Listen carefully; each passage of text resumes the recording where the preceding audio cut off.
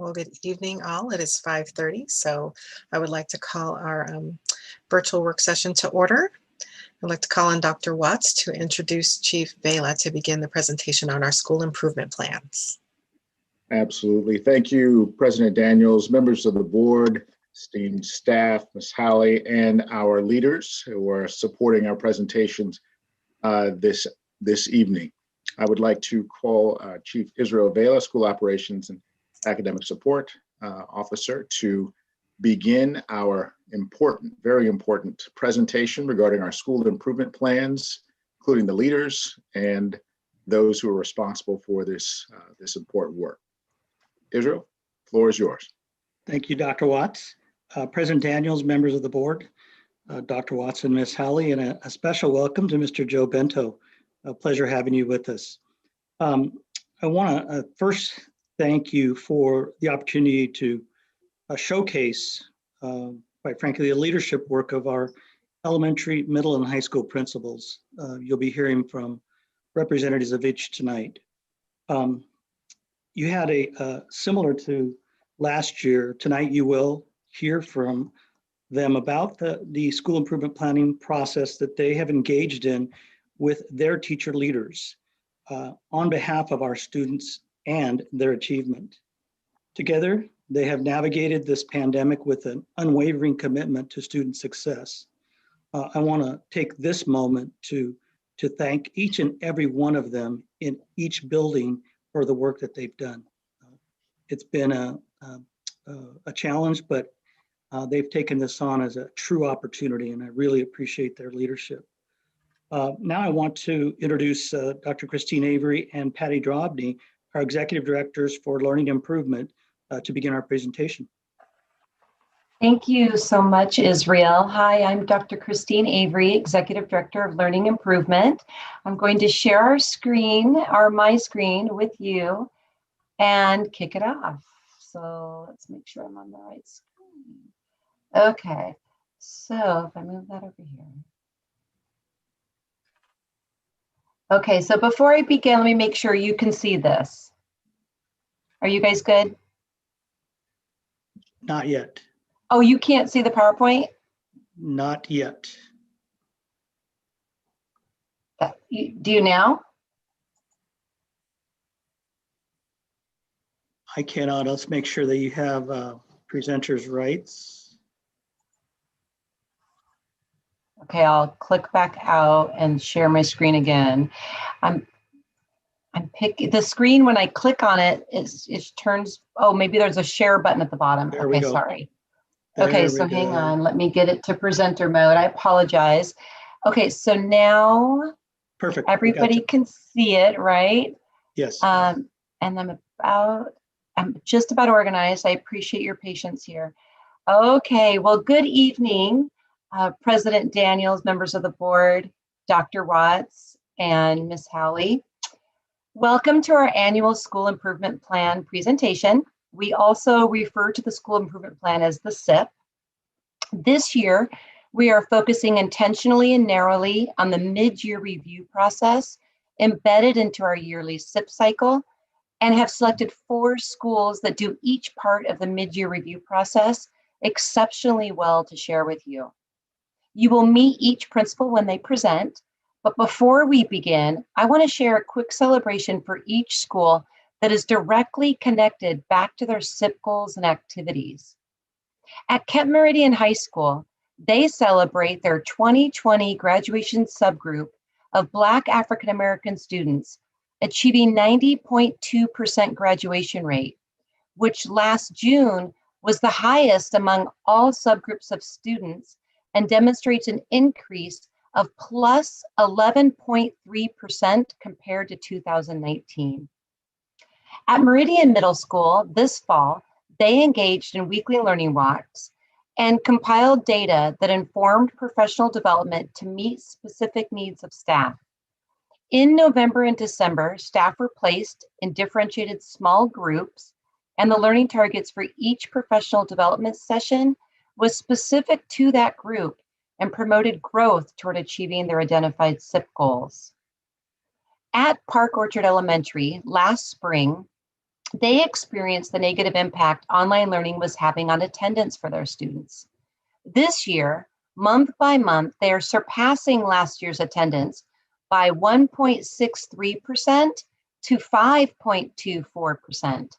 In fact, October through December, they achieved 95% average daily attendance.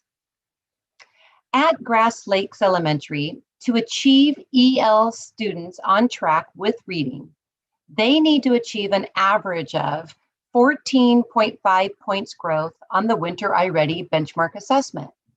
In fact, their winter benchmark assessment data showed that their growth was averaged at 15.3 points, which exceeds their goal by 0.8 point. And let's see that. Okay, you can still see it, correct? Okay, last year we introduced the entire SIP template to you and shared the state and federal programs that require it.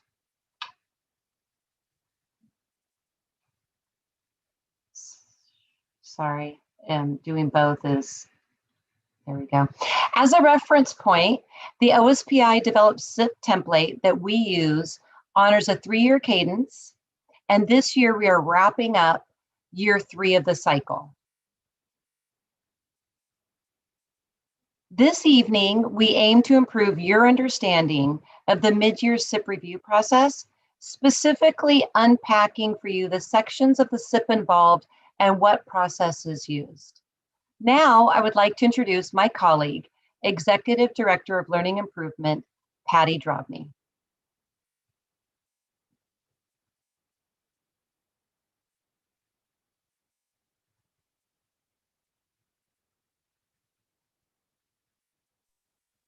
There we go. Thank goodness for touchscreens.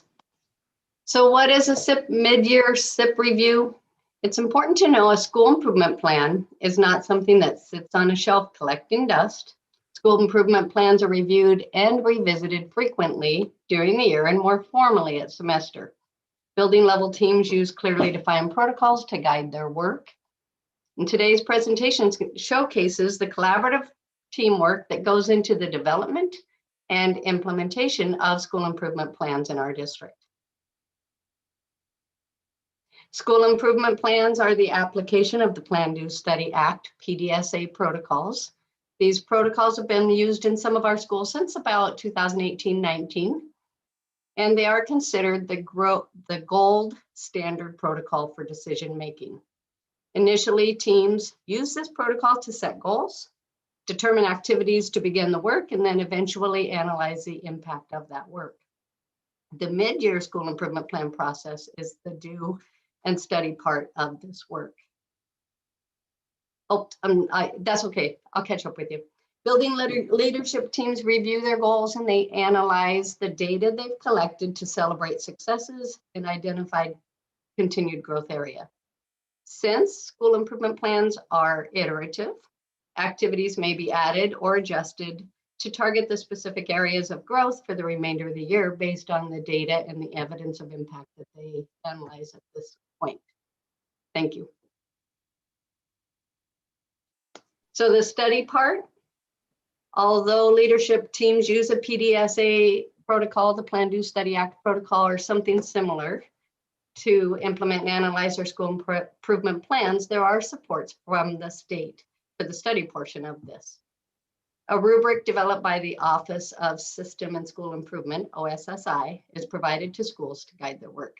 The rubric specifically mentions direct connections between the goals, the identified student populations, the activities and action steps, and the evidence collected.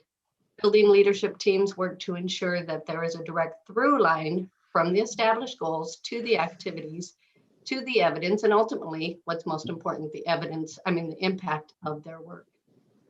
To provide more specific details about this step, it's my pleasure to introduce the principal of Kent Meridian High School, Mr. David Radford.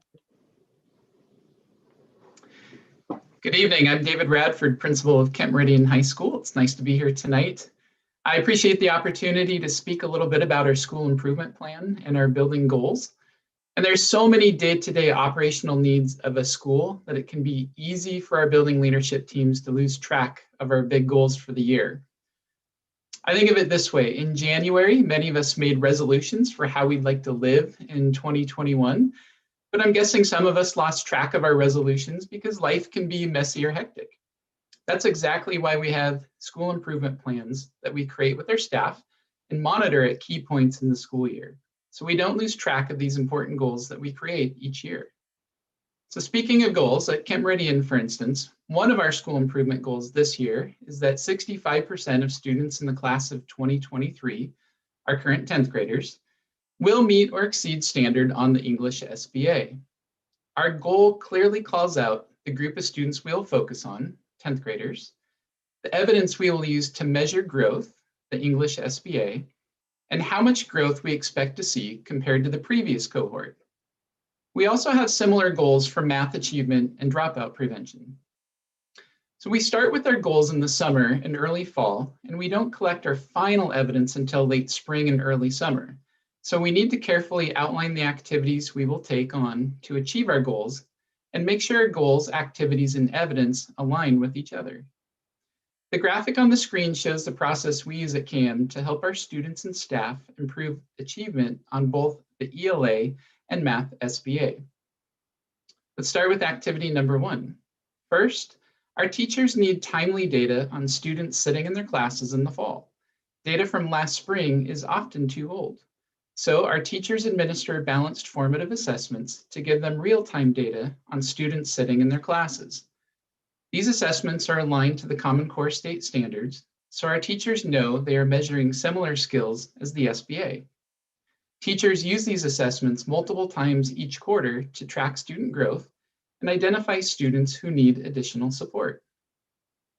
In activity number 2 in our plan, we call it inquiry coaching. So to provide support for our teachers, our instructional coaches work with all of our math and ELA teachers in a 3-day coaching cycle where the teacher is able to use their formative assessment data and then work with an instructional coach to find solutions for helping students improve.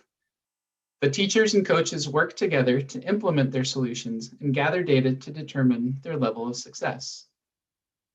In activity number 3, our teachers work together in what we call studio labs, where they demonstrate for each other research-based best practices aligned to the SBA and Common Core standards.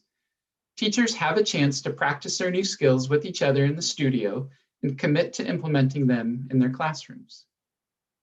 After we make it through activities 1 through 3, our building leadership team, made up of administrators, teacher leaders, and instructional coaches, reflects on student and teacher growth and decides on any mid-year corrections that we need to make. And then we engage in another cycle and go through the process again. Throughout this process, we are making sure that our chosen activities support our goals and our chosen evidence accurately measures them. As we engage in multiple cycles of this process, this helps us make sure that our goals are not just well-intentioned resolutions that are forgotten, but they remain in the forefront of our minds and drive our daily decisions and choices. Thank you. And now I would like to introduce Mr. Patrick O'Connor, Principal of Park Orchard Elementary.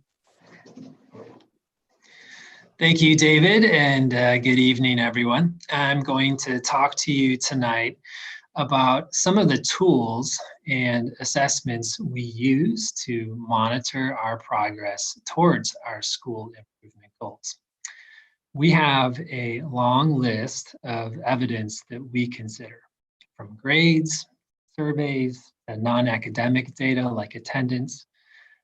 But I want to take a moment tonight to speak to one of those assessments, which is iReady. iReady is administered in the fall, the winter, and spring.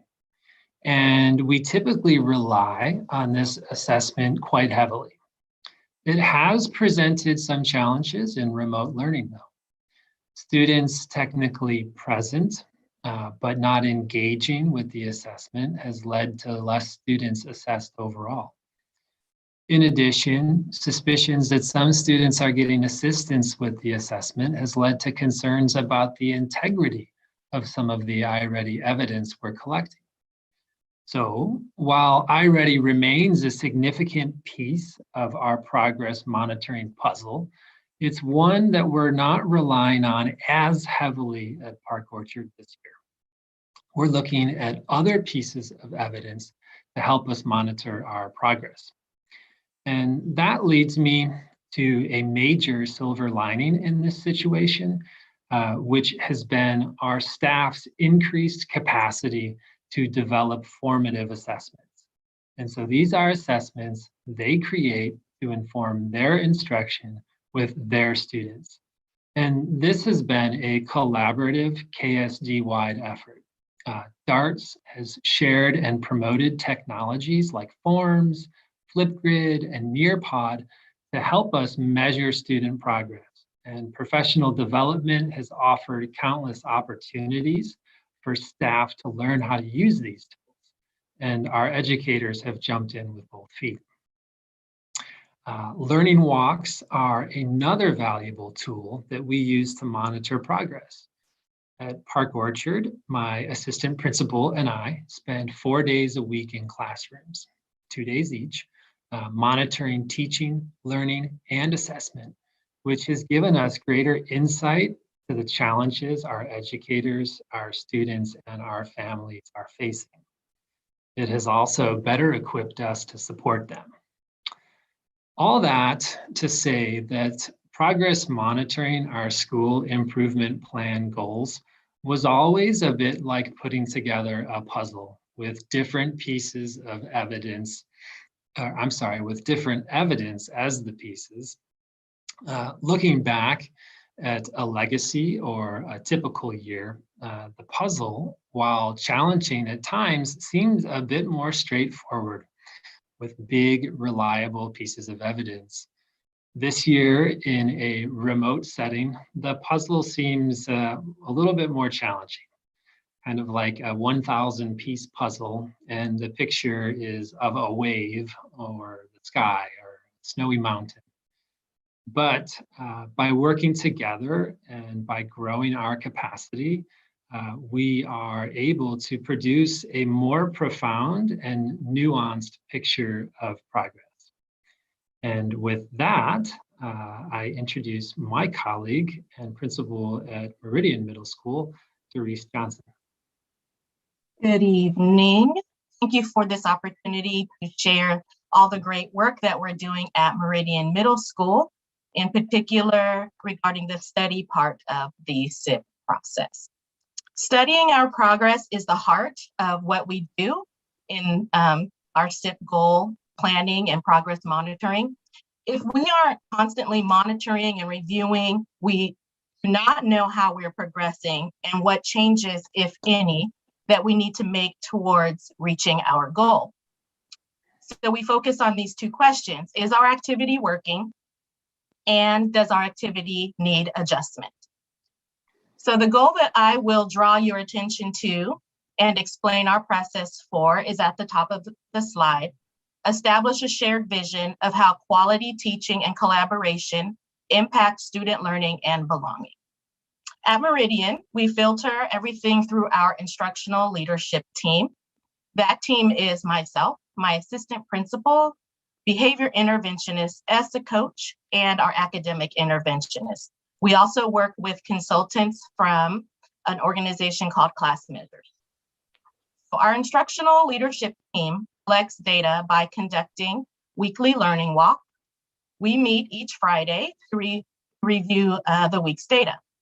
Each member visits assigned content areas so that we have visited between 2 and 5 classrooms each per week. And then to adapt to remote learning, we took our paper form, converted it to a Microsoft Teams form that each of us completes for each visit. Prior to the visit, during our weekly meeting, we identify a look for. It could be a learning target. We might be looking for common formative assessments, student engagement, or rigor. And all of these things are connected to the work that we had been doing in the spring. We also had teachers working on their curriculum maps, which is where they would outline their entire year's work for students to do. We use a form that I was telling you about, results to keep a running meeting note so that we can review data from week to week. And we identify trends and patterns, which then informs our professional development on our principal directed Wednesday. So was our activity working? From our data, we realized that our professional development was becoming less connected. There was too much time that was happening between each professional development opportunity. And what we were trying to do was fit too much when we did have time with the staff. We were trying to cram everything in to meet their needs. So what we figured out was, we being the ILT, that we needed a unifying and kind of a back to basics topic because staff was stressed out from remote learning. So we needed things that they could easily grab onto and that would be relevant to their instruction. And then they would also easily be able to transform it into in-person learning. And then the most important revelation that we had was that the data we were getting was not tracking the most important people in the equation, and that would be the impact on our students. So what we did was we had to make an adjustment. Does our activity need an adjustment? Yes, it did. So what you see now is we created a whole new set of look-fors, and these are the look-fors that we will be using for the rest of the school year. And these are tied to good, just instructional practice that everyone agreed to. We restructured our professional development calendar to focus on these things. And then we created a template, as you can see here, that was shared with staff. It's up to them, but it helps them form their lesson plans. And then we create these specific look-fors that not only have what the teacher should be doing, but then we're looking for the evidence of learning from the student. And so we've had that opportunity to share that with the staff, and we look forward to now tracking our impact on student learning with this new process. That concludes our portion, and I will now turn it over to my colleague, Stephen Thatcher, the principal of Grass Lake Elementary. Thank you, Principal Johnson. Thank you for taking us through the study portion of the mid-year SIP. I'm delighted to have the opportunity to share the final section from the mid-year SIP, which is Adjust. Now, Adjust challenges us as building leaders and as schools to act on the data that we've studied and to make concrete adjustments.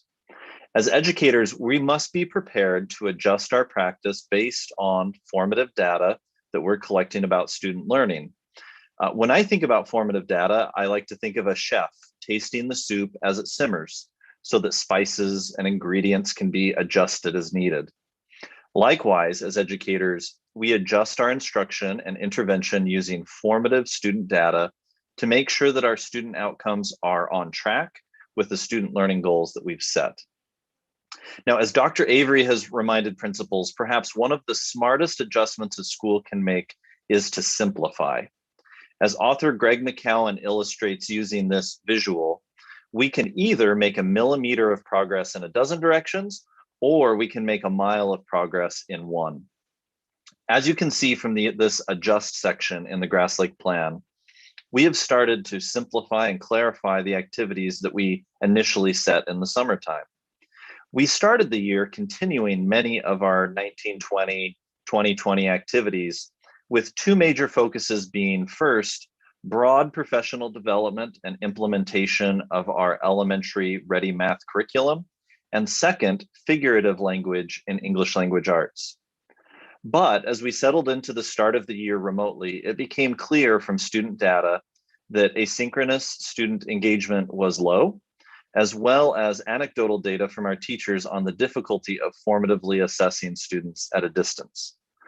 Thanks to our KSD assessment department, we were able to secure iReady reading lessons and refocus our efforts on iReady as an assessment and asynchronous learning tool.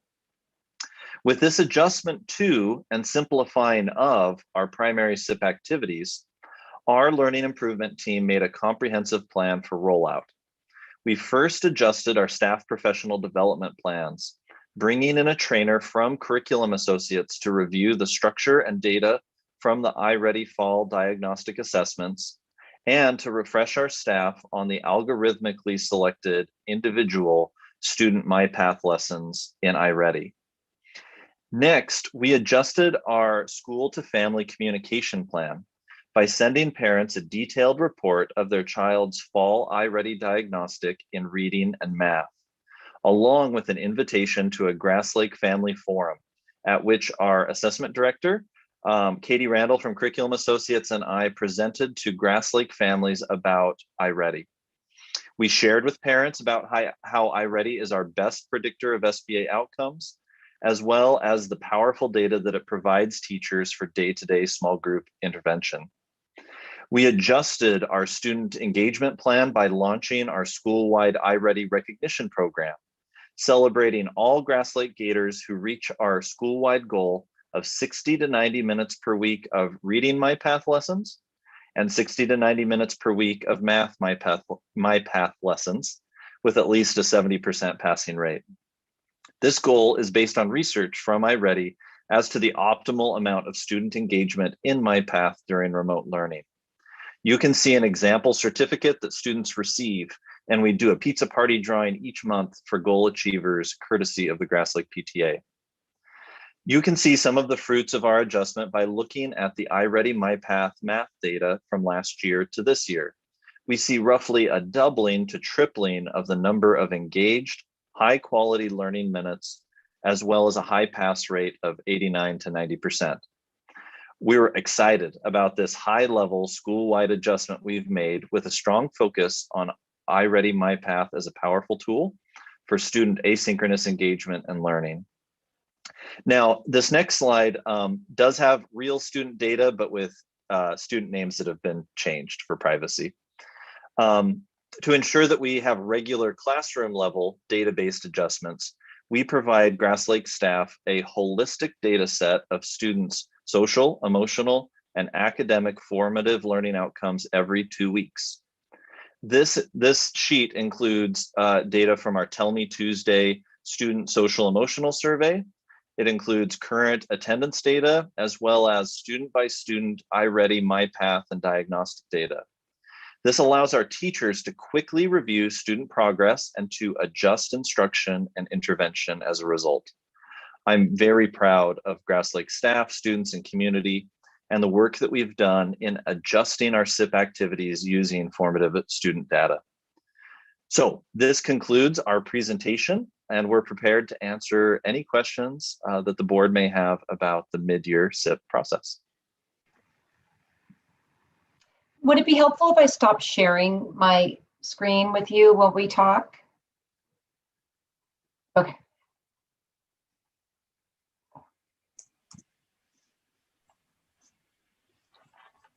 Thank you. Board directors, questions? Sure, I'll start. I was looking at Grass Lake's assessment and looking at how you are monitoring by grade level. And I thought that was interesting that you're looking at the goals from each grade perspective. And so I wondered about other districts, other elementary schools. And if you are looking at it by grade level, because when I think about the future and how we are going to look at moving our sixth graders to middle school and so forth, how are we going to differentiate their readiness if we can't set goals, by grade level? I just wanted to understand how you do that and how you monitor the progress, by grade level. And then also I wanted to understand our LAP funds, how they're being used. I know some of the SIPs talked about the LAP funding, but I didn't see it in the schools that are in greatest need. So I'm wondering how much are you receiving of that, and how are you using those LAP funds? in this process? Sure. So as I shared in the presentation at Grass Lake, we do utilize the iReady data in a couple different ways. So every 2 weeks, our teachers do receive that updated data set that has both instructional information coming from those iReady MyPath lessons, giving teachers a sense of student engagement and student success towards their individualized progress. That data gets shared actually back with the grade level on a grade level email. So while it's sent in individual teacher spreadsheets, it's framed in the context of a grade level conversation, because the most powerful, professional learning community collaboration that teachers can do is in coordination with one another and identifying needs across the grade level. So we found that to be a powerful tool to drive that grade level conversation. In terms of the LAP funding, Grass Lake receives LAP funds. We're not a title school, but with our LAP funding, we have really utilized that iReady data to drive our work. So for example, 2 weeks ago on a principal directed Wednesday, each grade level team met with our LAP team. They brought with them the most recent iReady diagnostic data. They brought with them ERLA reading assessment data, and formulated our next round of LAP small group reading supports, both during our synchronous and asynchronous time. That was really driven by both of those data sets, ERLA and iReady. I don't know, Principal O'Connor, I don't know if you want to speak a little bit to what that looks like as well, kind of from the elementary lens, and maybe how you're utilizing data at a grade level and LAP as well. Of course, yeah, thank you. So we do look at it as grade level teams as well. We have professional learning communities, PLCs, that are taking place during administrator directed professional development. And so those teams are doing data cycles and digging deep into their data. Sometimes it's iReady data, sometimes it's a common formative assessment, but they are monitoring student progress that way. In addition, not just grade levels, but also looking at the subgroups, some of the subgroups that the Washington School Improvement Framework has identified and targeted. So we're looking really closely at those subgroups too. And so those subgroups could be within a grade level, and it might be across multiple grade levels. And so when we're looking at it in grade bands as well. And then regarding LAP funding, we do receive a significant amount of LAP funding at Park Orchard, title as well. And we also get LAP high poverty dollars.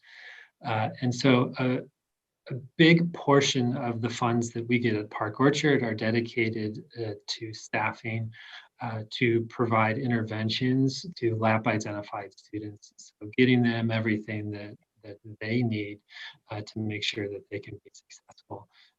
Not all of the funding, but the majority of it is providing interventionists and small group and sometimes one-on-one instruction to our students.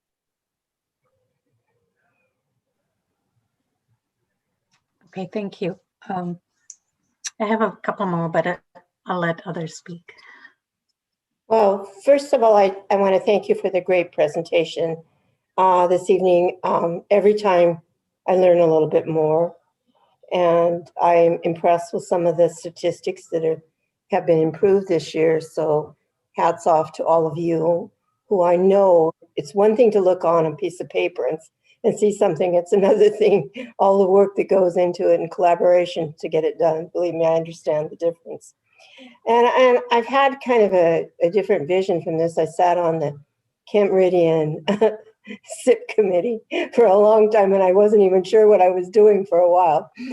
So it's interesting to see it go full force here, all the way up to the board.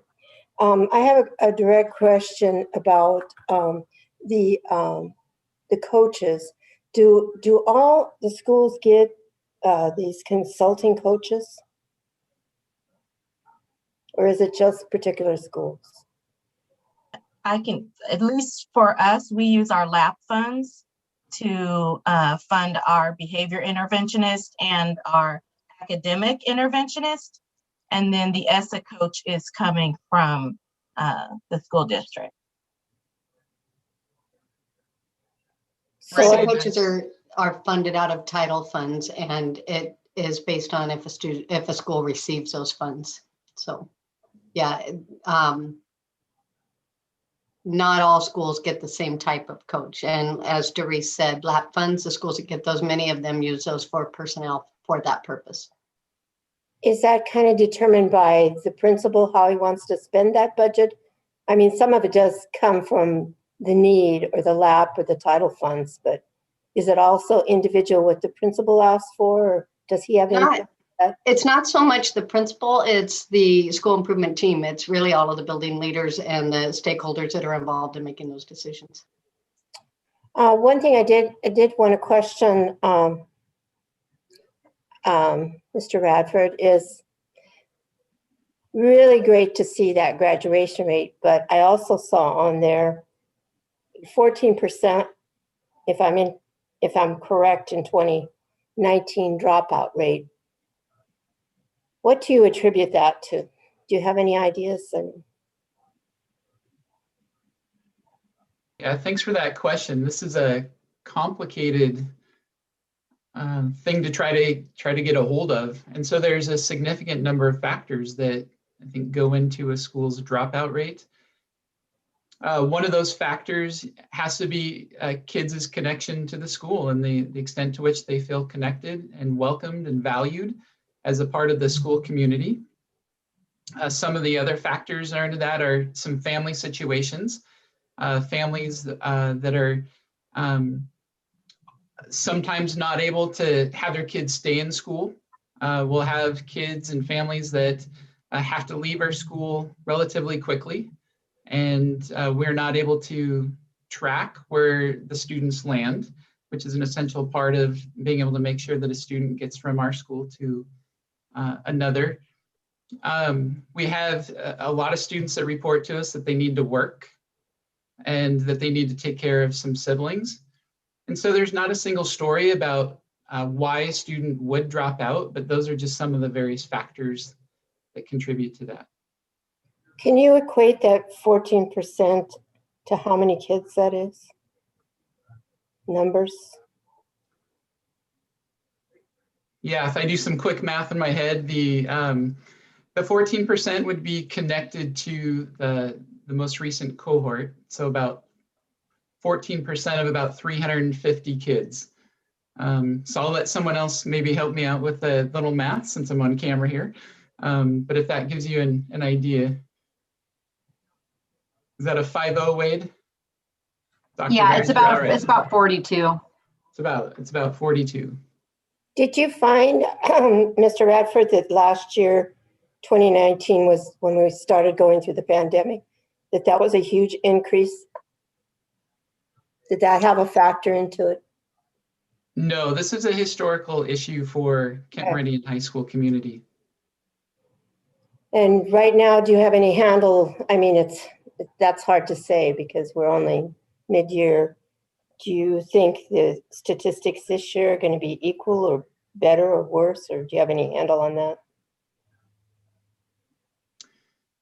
You know, while you hope for the best, you always make plans for what kind of supports you're going to need. And so we have put extra resources into staff who are charged with making one-on-one personal contact with families and tracking attendance to see if there's anything we can do to help support families and get them back to school. I am an optimist at heart. That's who I am. But we have noticed a significant increase in attendance issues and disengagement with school. Do you think that that's improving, getting worse, or is it about the same this year?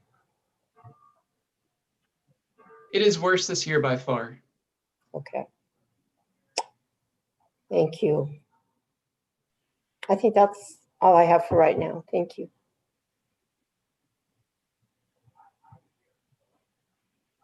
My question, Director Hamada brought that up. I was going to ask, so how many schools engage the community in their school improvement plans?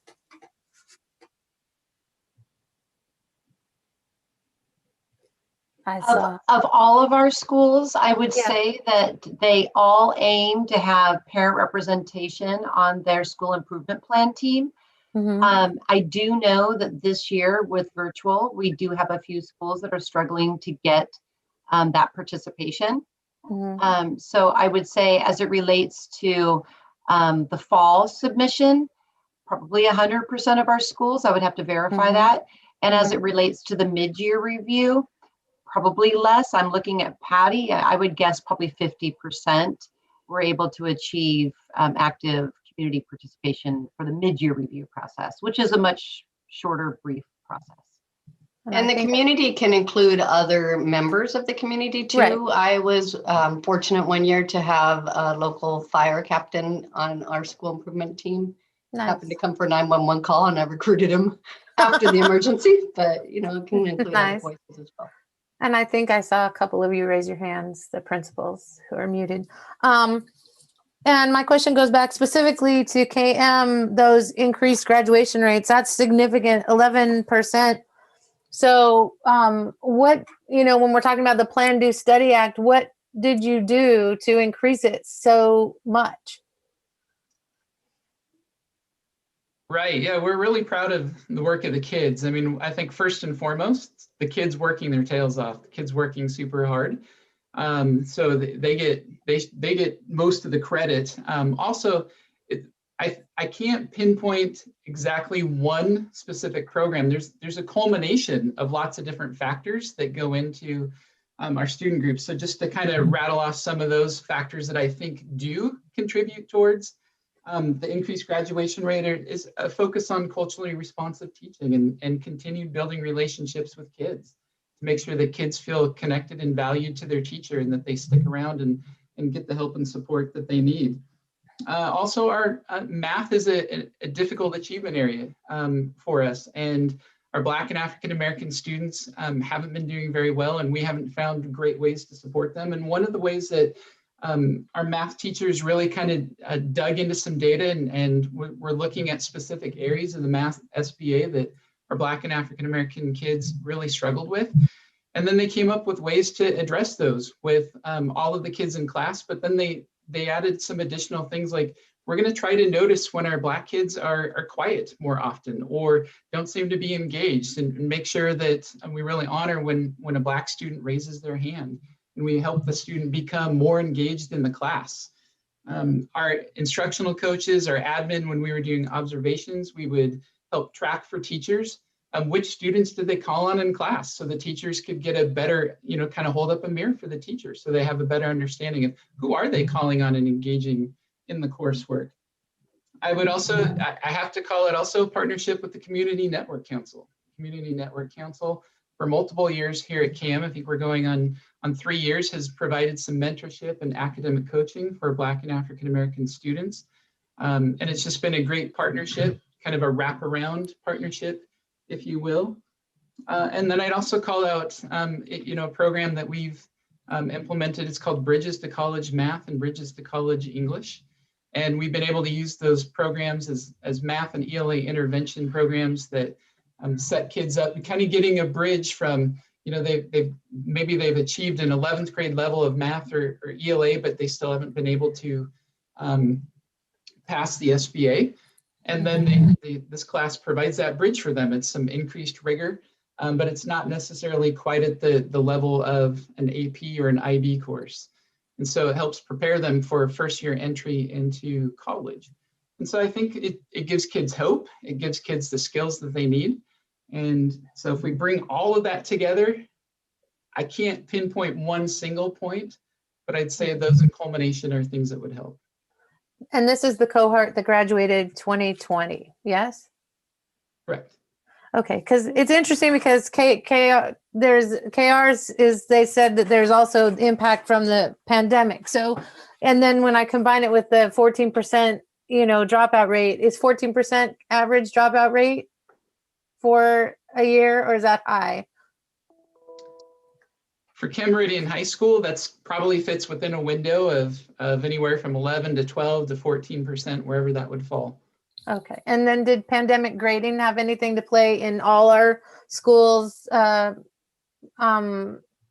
scores or final grades, you know, across the board? So that's talking elementary, middle school, high school. Did pandemic grading have any impact? Are we seeing any, you know, increases because of that potentially?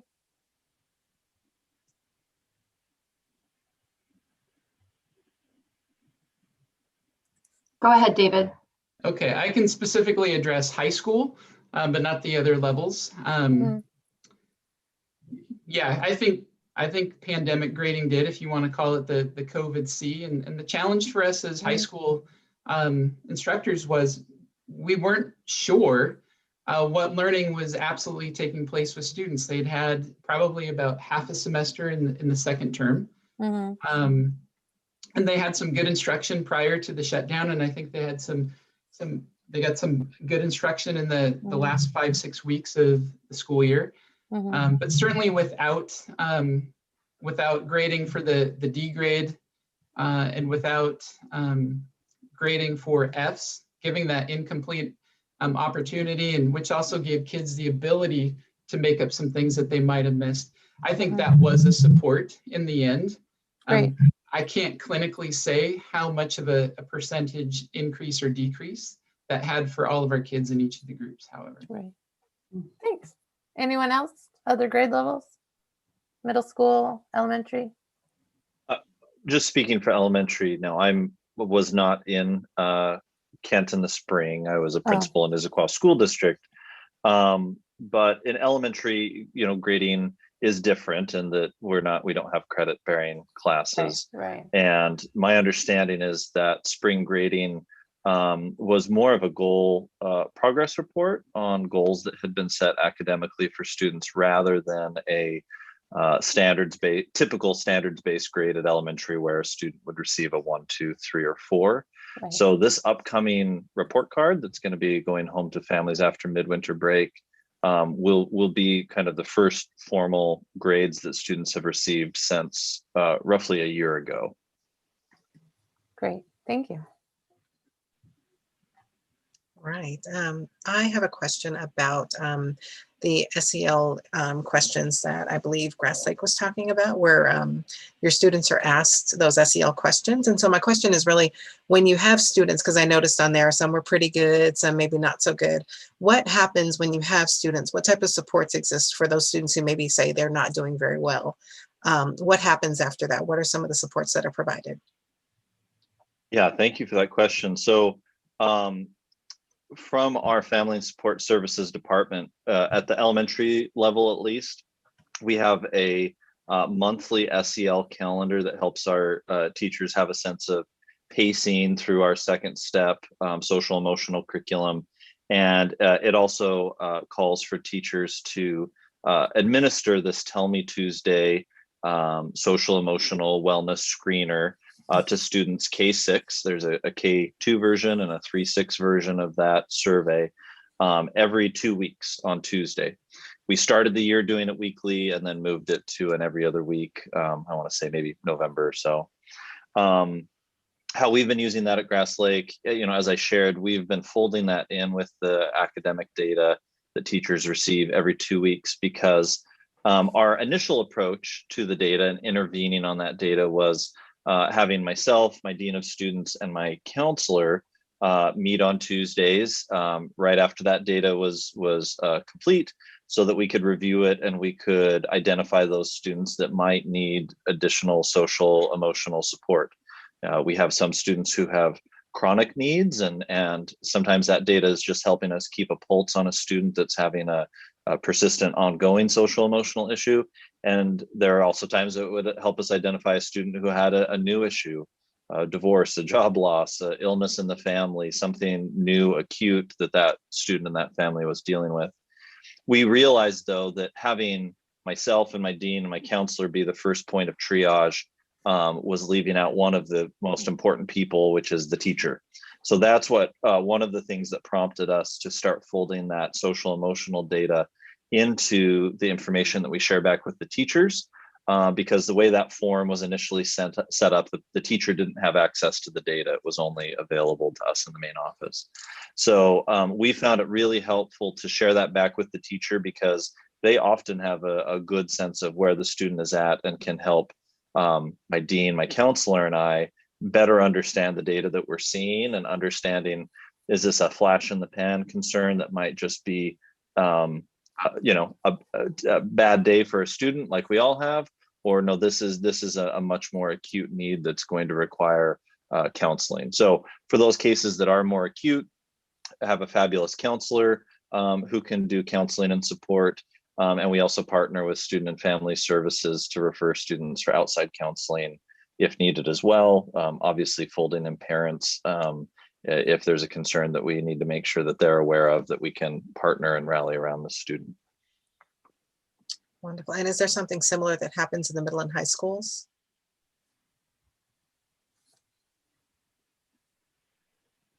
Before we get to that, I can share some of what takes place at Park Orchard as well, an elementary school. But we have the student risk screening scale that our counselor and our behavior interventionist administer to staff during admin-directed PD time to gather the evidence and figure out which students we really need to target for our interventions. And so one recent intervention that our wellness team administered, and this is our behavior interventionist, our counselor, and a couple of wellness paraeducators, was just a simple 2x10 intervention. And it entails one of those people spending 2 minutes with one of the targeted students for 10 consecutive school days.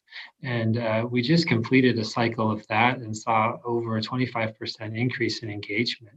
Just that simple 2-minute connection, you know, kid with adult for 10 consecutive days. We just saw such a drastic increase in engagement. And so our behavior interventionists and counselor are now expanding that and inviting other staff. You know, they shared their data at admin directed PD, like, look at the results we got.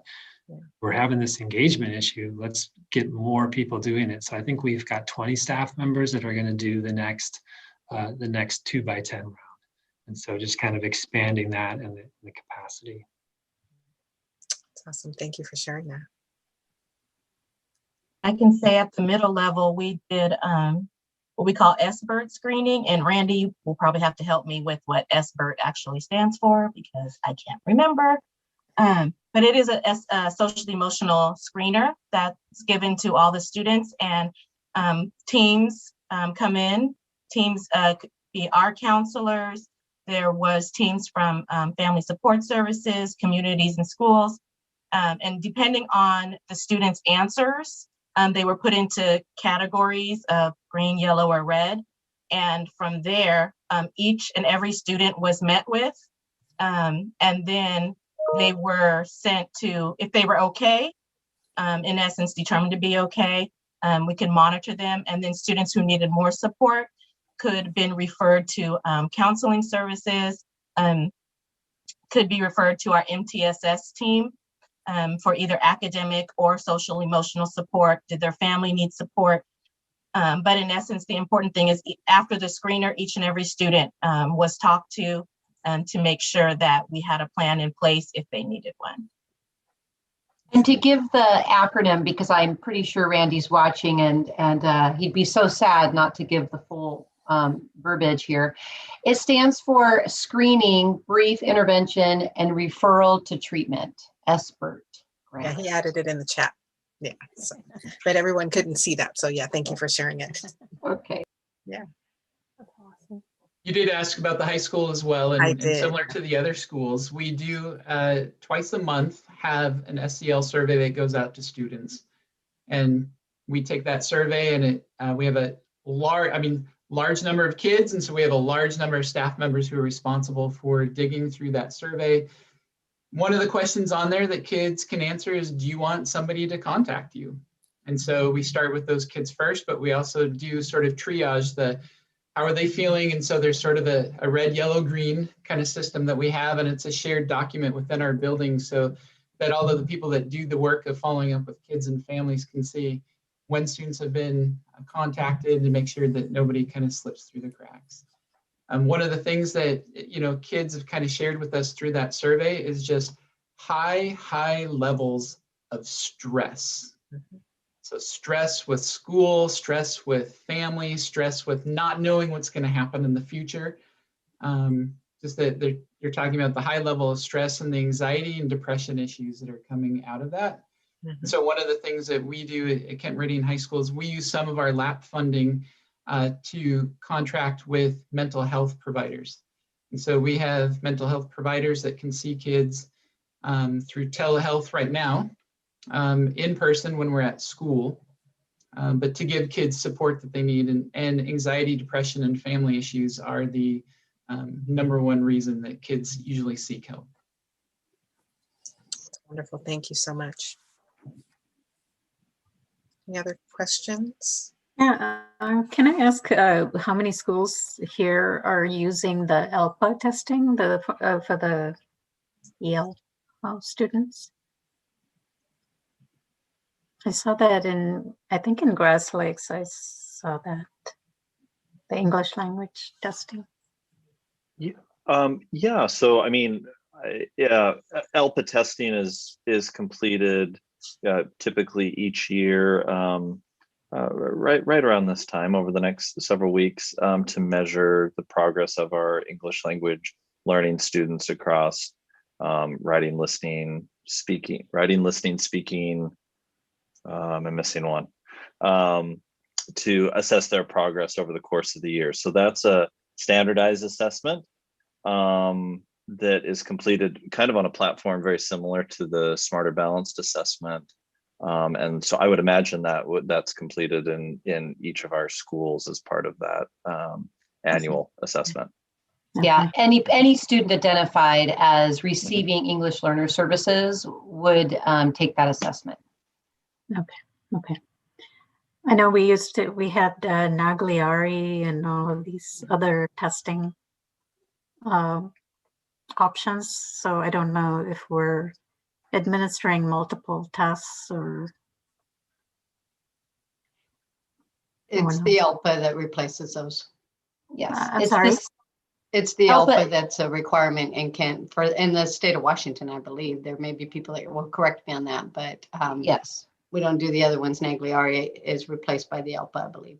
Oh, okay. Okay, good. Thank you. Mm-hmm.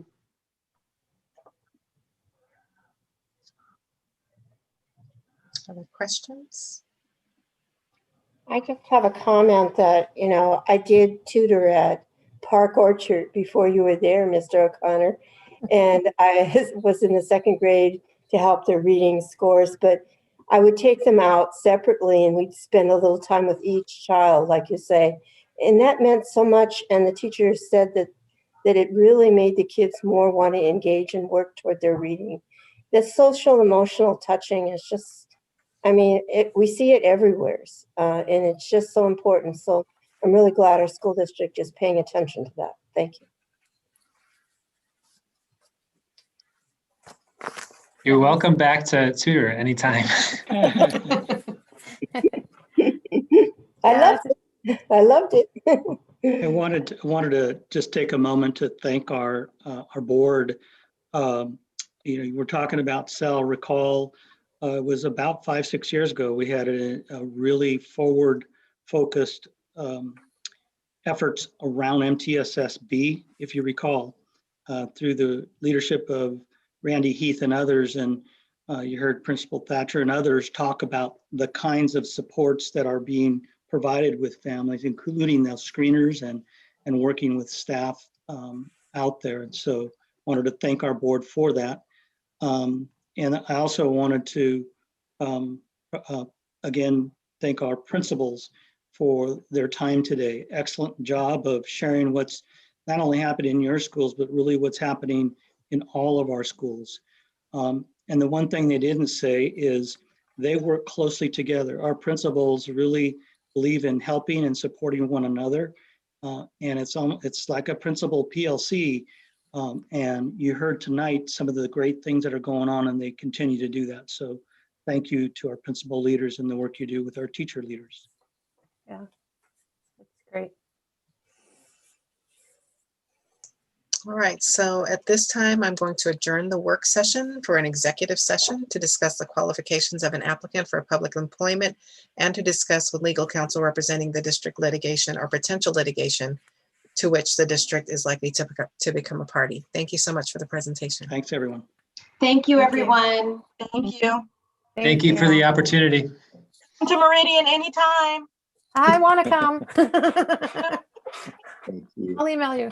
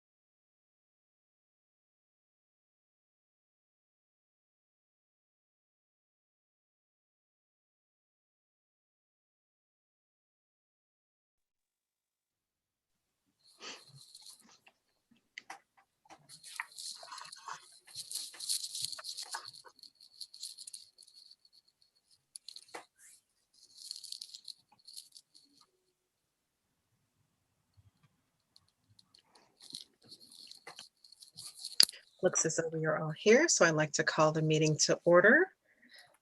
I'd like to invite Director Vengadassalam to do the Pledge of Allegiance, please. Thank you, President Daniels. Good evening, everyone. I pledge allegiance to the flag of the United States of America and to the republic for which it stands, one nation, under God, indivisible, with liberty and justice for all. Thank you. I'd like to welcome the audience to our meeting, and I would like to ask Vice President Bettinger to read the land acknowledgement. Thank you. We acknowledge we are gathered upon the ancestral lands of the Muckleshoot Indian tribe who historically lived throughout the area between the Cascade Mountains and Puget Sound. Thank you very much. Welcome. This is a meeting of the Kent School District Board, which is held in public to comply with the Open Public Meetings Act. The process for audience participation is as follows. The purpose of board meetings is for the board to conduct its business in public. During the meeting, the board will listen to but not respond to comments from the audience. Those wishing to comment must complete the online form as indicated on the district website and BoardDocs. Tonight, there will be 2 periods where public comment will be heard at the beginning of the meeting and at the end of the meeting. Questions raised through submitted public comment addressing an issue may require further investigation, and staff will contact you for follow-up.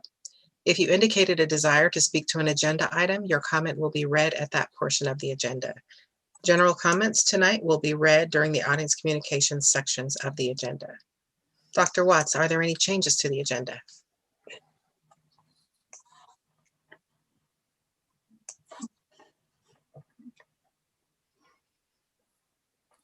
Thank you. That would help. President Daniels, there are no changes to the agenda this evening. Thank you. At this time, we will move on to agenda item 2.0, appointment and oath of office. Dr. Watts, will you please administer the oath of office to our newly appointed board director, Mr. Joseph Bento? I would be honored to. Mr. Joseph Bento, welcome. Once again, we are glad that you have helped us create a full complement of our school board directors in Kent School District, and I am here to bestow upon you the oath of office. So I will ask you to first raise your right hand and repeat after me. I, Joseph Bento, having been duly appointed.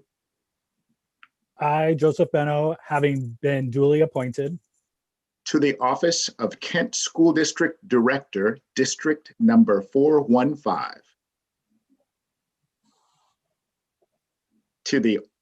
To the office of Kent School District Director. Kent School District Director, District 415.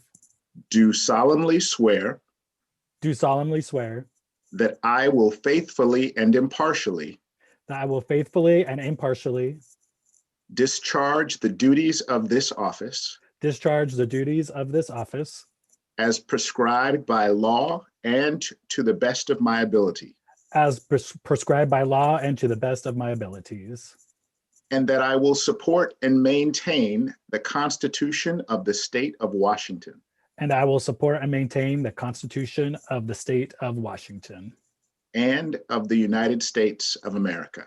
And of the United States of America. Congratulations, Mr. Bento. Welcome aboard.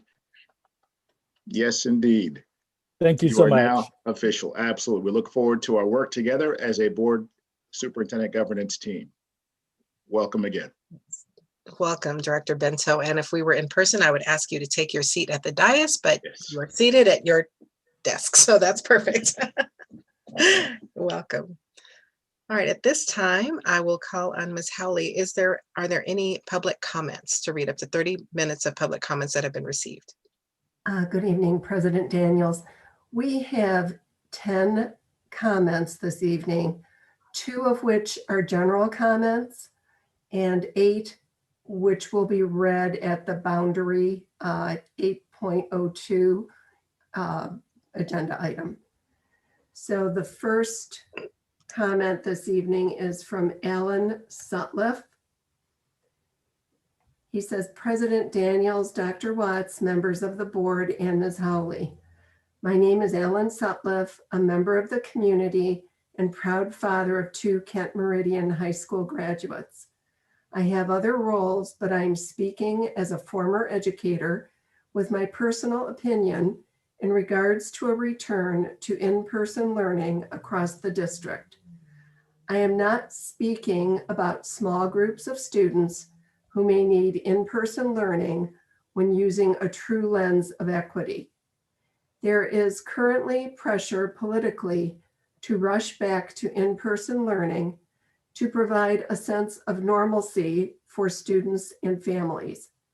There are even plenty of arguments about the science that indicates that younger children may not spread COVID-19 at the same levels as older students and adults.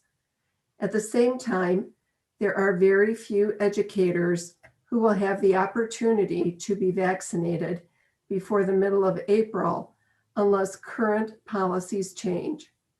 However, we should be talking about the current remote classrooms where student engagement is high and students, families, and educators are building meaningful relationships, even if the curriculum is modified. We should be talking about the importance of maintaining those relationships because any form of a full grade level in-person learning this school year is guaranteed to disrupt schedules, reassign some students to different educators, and likely even result in less synchronous learning. It is likely that a disproportionate number of Kent School District students may be living in multi-generational homes compared to some of our neighboring districts as well. Until all the adult members of those families also have the opportunity to be vaccinated, we should consider those families as well.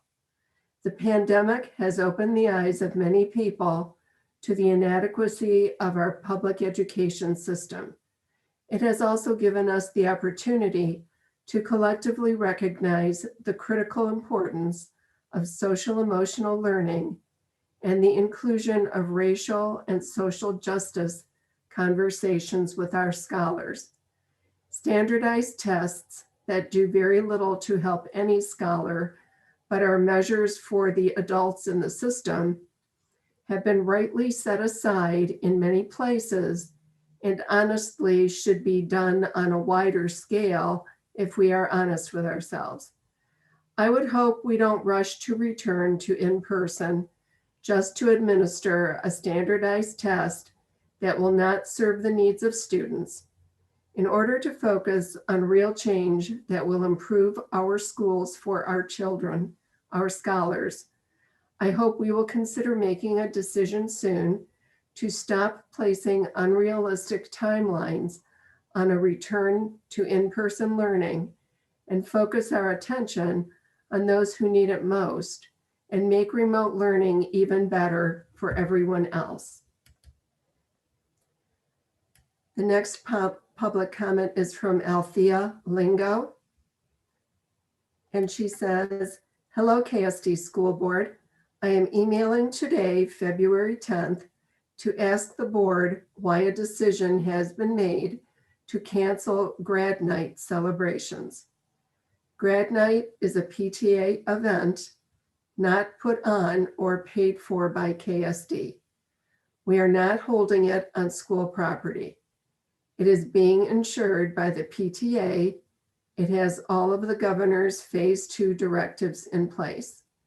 Governor Inslee has moved King County into phase 2, which states that groups can meet outdoors with a maximum of 200. We know that grad night is not going to be 200 people, including adults chaperoning the events. You have violated the class of 2021. You have taken away everything single they hold dear to being a senior and graduating. They have no proper graduation, no class photos, and now no grad night they have worked so hard for 4 years to earn. We have stood by and watched KSD do everything to keep students out of school, unlike our neighboring districts, and slowly implement modern teacher. I look forward to your prompt response to this email. Althea Lingo. That is the end of the 2 general comments. The remaining 8 will be read later in the agenda. Thank you, Ms. Howley. At this time, I will call on Superintendent Watts to give the superintendent report. You're muted.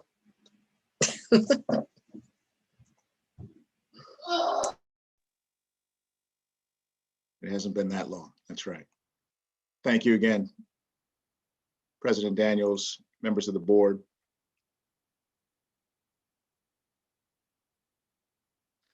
So tonight, I want to, first of all, say thank you and again, welcome to Mr. Joseph Bento as we welcome our new District 1 school board director.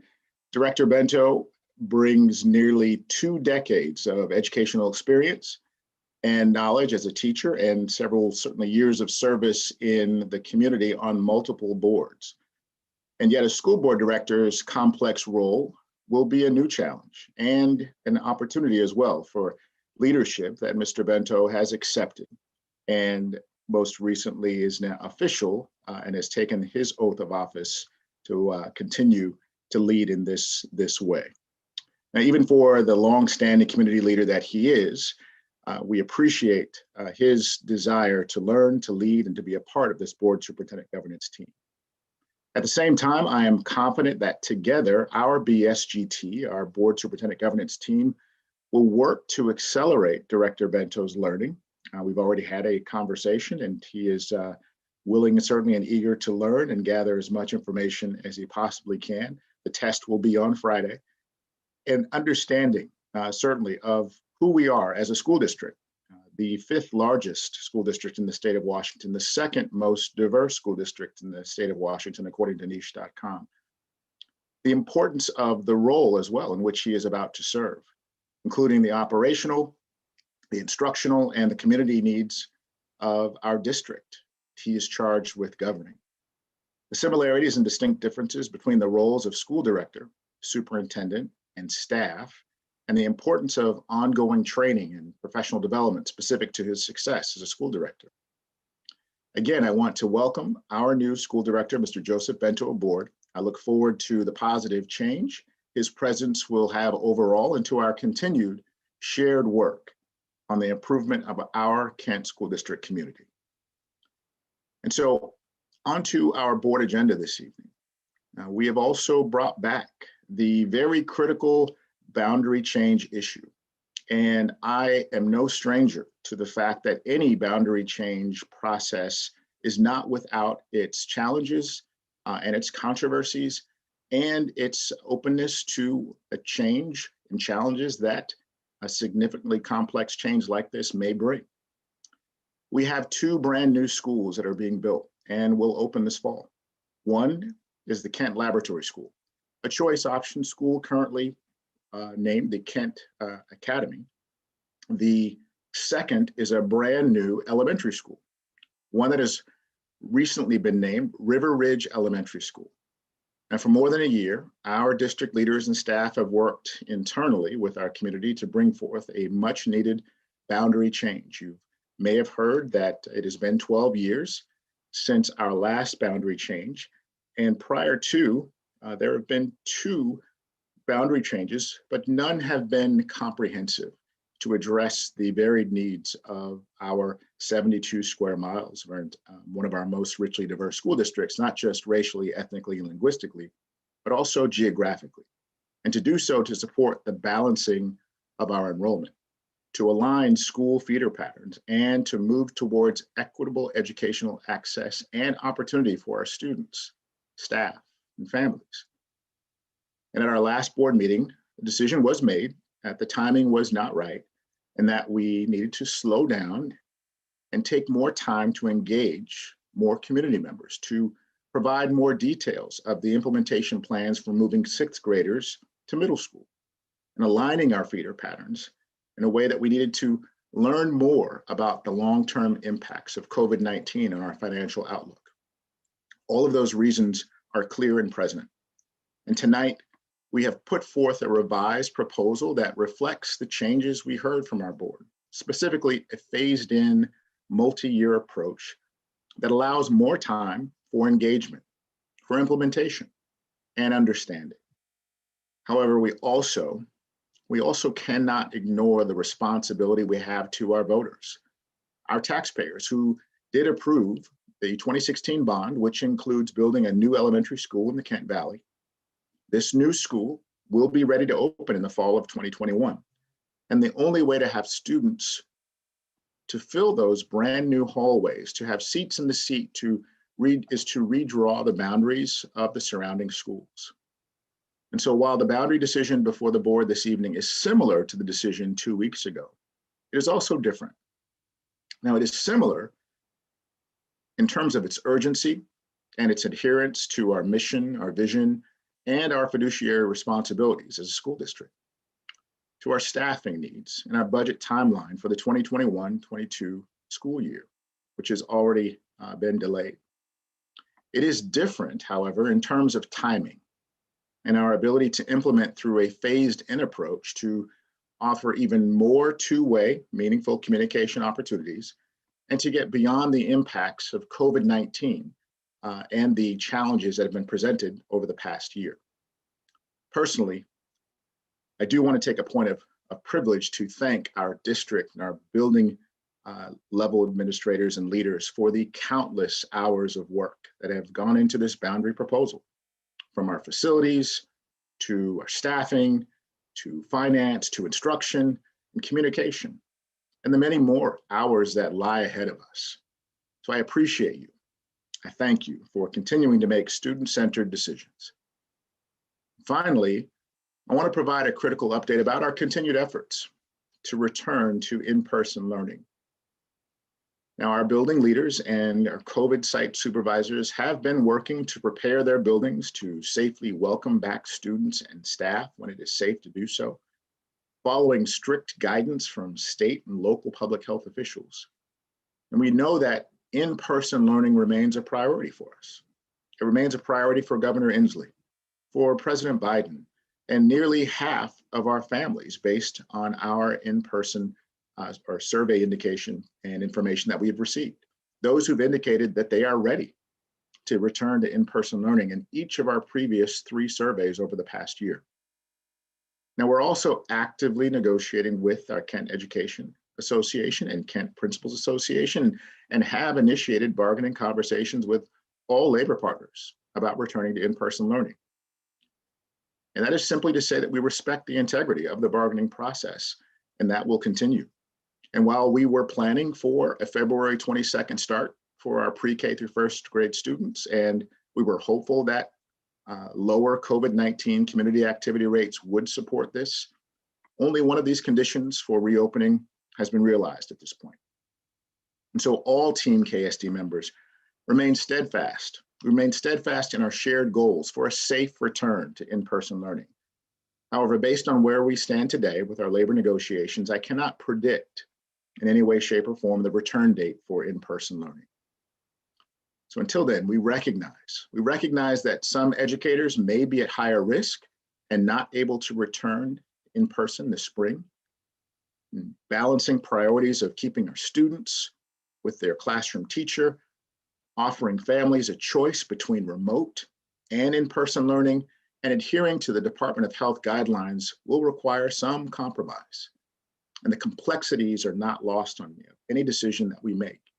We know that vaccines are here. And we were excited to learn that educators will be offered the vaccine earlier than we first expected. And we've continued to watch together with you in anticipation of news as to when this opportunity will begin. We've also been advised by local, state, and federal public health officials that we should not delay our plans and return to in-person learning as soon as possible. Yet, we know that being fully vaccinated is a priority for a majority of our staff to feel comfortable to return to work. So we have a shared goal. We have a shared goal to prioritize learning, health, and safety all at the same time. And that's always going to be a challenge. And I trust that we will be able to address and meet that challenge head on. We want to provide as much predictability and consistency for our staff and our families as possible, especially during this time of continued challenge and controversy. And so in the paraphrased words of Dr. Martin Luther King Jr., the ultimate measure of a leader is not where they stand in times of comfort and convenience. It is where they stand in times of challenge and controversy. And indeed, the COVID-19 pandemic has forced us all to learn to be more adaptive as guidance continues to change frequently. Our human resources leaders are committed to continuing the bargaining process with our labor partners about these very same plans. And we will continue to refine our safety plans to align with evolving state guidance. That is our priority. I also fully recognize that the decisions we make affect each member of our KSD community. And I take these decisions and recommendations very seriously. You see, we will all continue to provide certainly these updates to our families. We will communicate to staff in our community when they're available. Safety has and will continue to be our first priority. Our revised hybrid plan for the safe return of students and staff is available on our website. And our families and staff continue to face many challenges during this time, we know that. And the COVID-19 pandemic is one we are all facing. At some point in time, it will be in our rearview mirrors. Until then, we will manage this process and lead through these challenges together. I want to thank you again for all you do to support learning while working together to support our students and to keep our Kent School District community safe and healthy. Please also regularly visit our website. Remember to check your emails, your voicemail, and your mobile app for news, resources, and additional information. With that, I want to thank you for your attention this evening and thank you for your continued partnership. President Daniels, this concludes my report. Thank you. Thank you, Dr. Watts. At this time, we're at agenda item 5.0, the legislative update. Director Vingadasalam, can you please give us that? Yes, sure. I'm going to be somewhat brief because I see that Finance Director Rarick is going to be talking about some of the legislative update issues regarding transportation and enrollment decline. There are a couple of bills out on the floor right now. The House Bill 1476, which provides critical enrollment stabilization using state funding. And there was a, what do we call that? Testimony recently, and we heard from several school districts identifying enrollment loss. Some of the specific schools were North Thurston, talking about losing some 900 students, Puyallup losing about 1,400 students due to COVID. And so there's a huge concern across the state on providing some sort of stability, enrollment stabilization grants. And so House Bill 1476 is there for public comments. It continues to get quite a bit of public comments. And one of the things that came out from the testimonies that the intent of the bill is very good, but there are some concerns about the federal COVID funding getting subtracted from the state allocations. So we're addressing equality, but not necessarily equity in that particular bill. So it is up for comments currently. And then SB State Bill 5128 is concerning student transportation funds during a local, state, and national emergency. And that, of course, as you know, was also one of our legislative priorities. I did send some information to our finance department and organizational effectiveness group, and I know they have been participating, and I think Ben is going to be presenting some information on that as well, looking at not just the enrollment money, but also the ridership laws.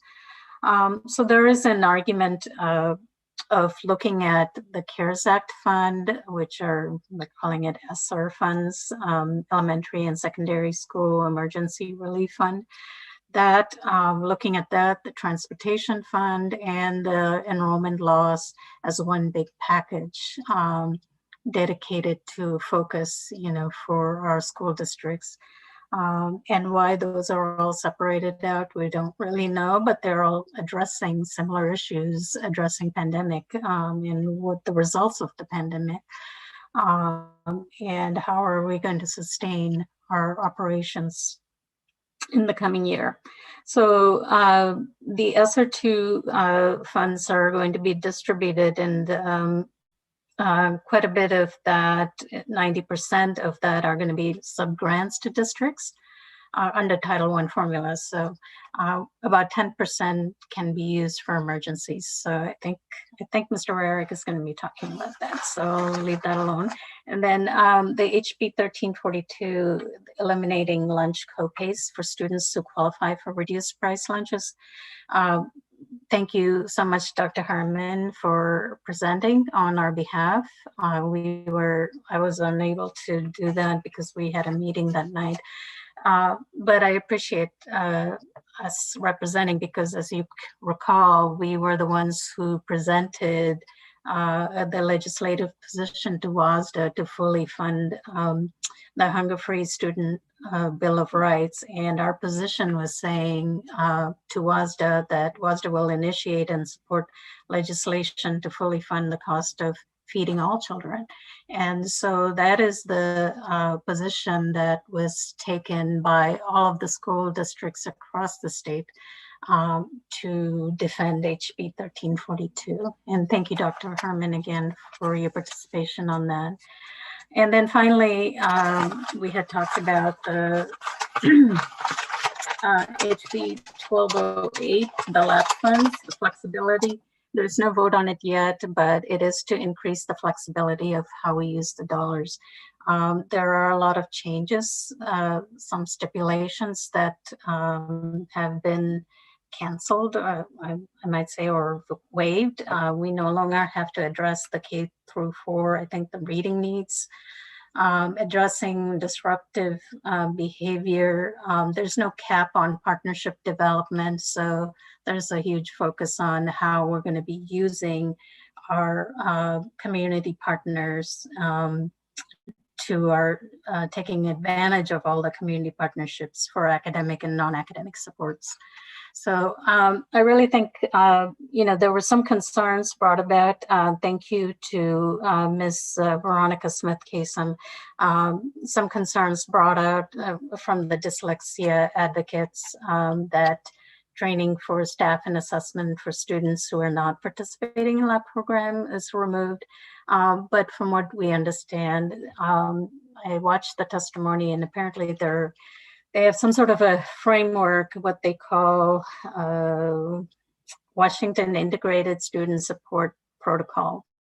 And that framework will sort of determine how we budget and spend, and the flexibility in how we use those funds. So that is pretty much my summary for this month. And I really thank all of the folks who have called in and were interested in testifying and engaging in this whole process with us.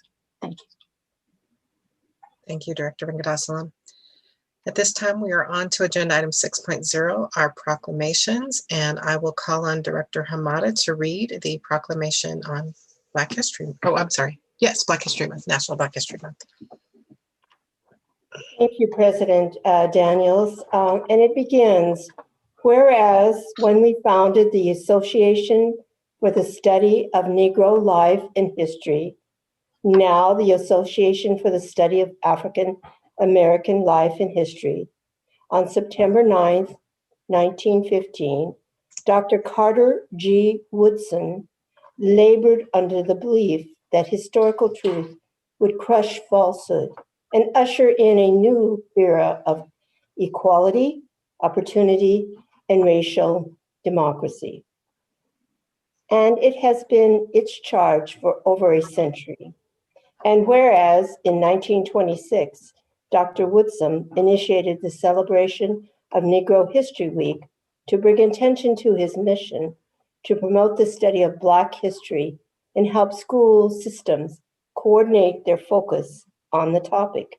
And whereas in 1976, the celebration of Black History Month was decreed a national observance and expanded to include the entire month of February.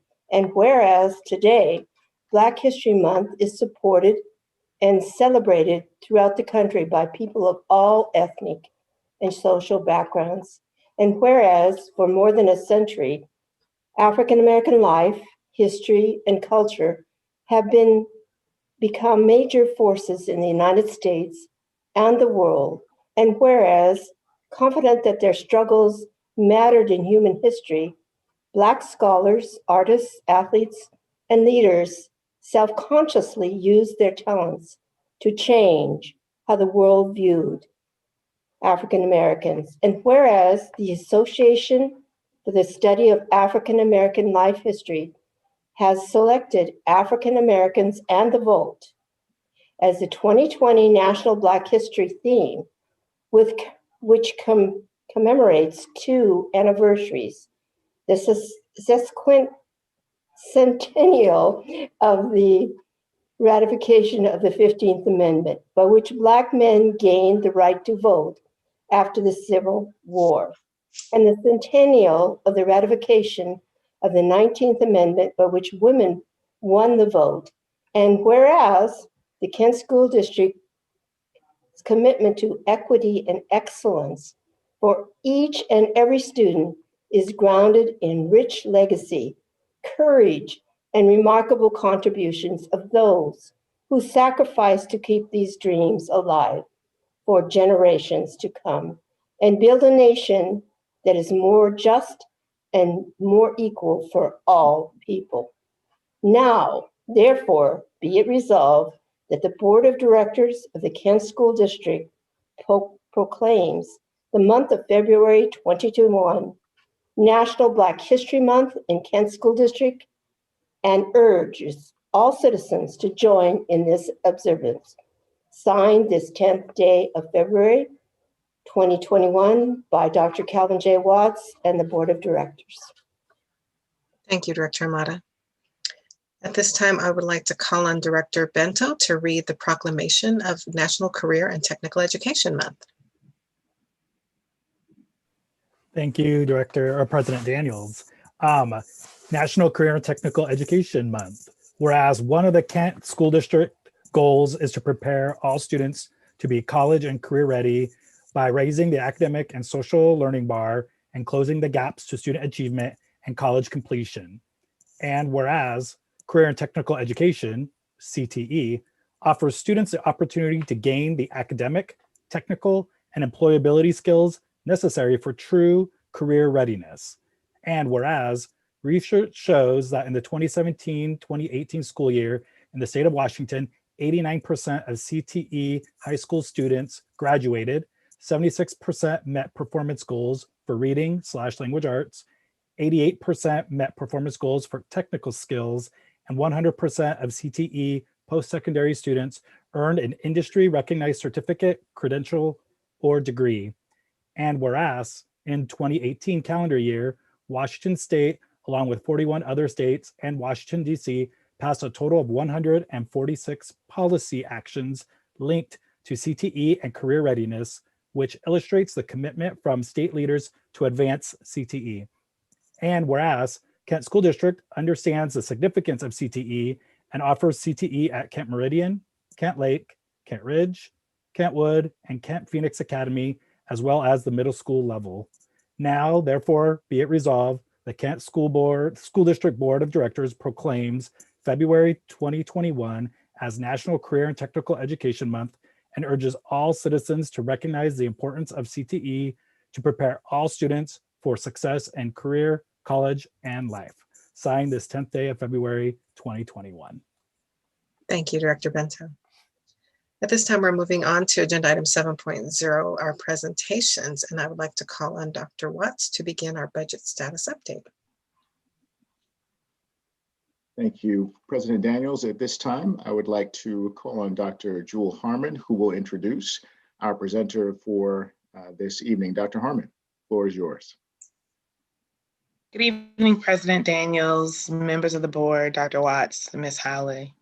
I'm going to turn it over to Mr. Rarick, who will give our monthly budget status update and some other updates related to COVID and funding changes. So, Mr. Rarick.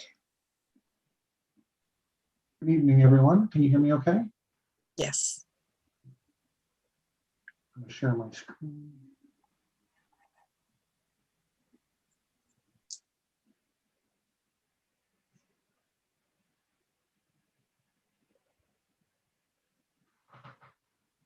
Okay, you should be seeing that. Are we good? Okay. Good evening, Director Daniels, members of the board, Dr. Watts, and Ms. Howley. It's my pleasure to do a budget status update for you, reflecting the financial statement for the month of December, although in certain situations I've got some updated information as well, so some of it spills into January as well.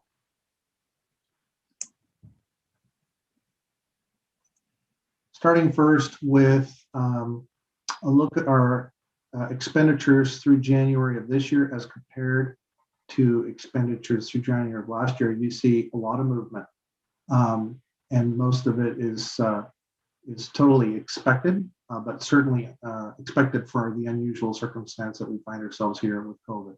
So a couple things I wanted to point out. First of all, that our expenditures would be 6.62% higher is just about where we would expect to be, given our increased labor costs. And you will see on the third line of this slide, a large increase indicated for payroll taxes and benefits. And that, of course, is a reflection of the fact that this is the first year that we are full adopters of the School Employee Benefits Board program, which is considerably more expensive than our prior program.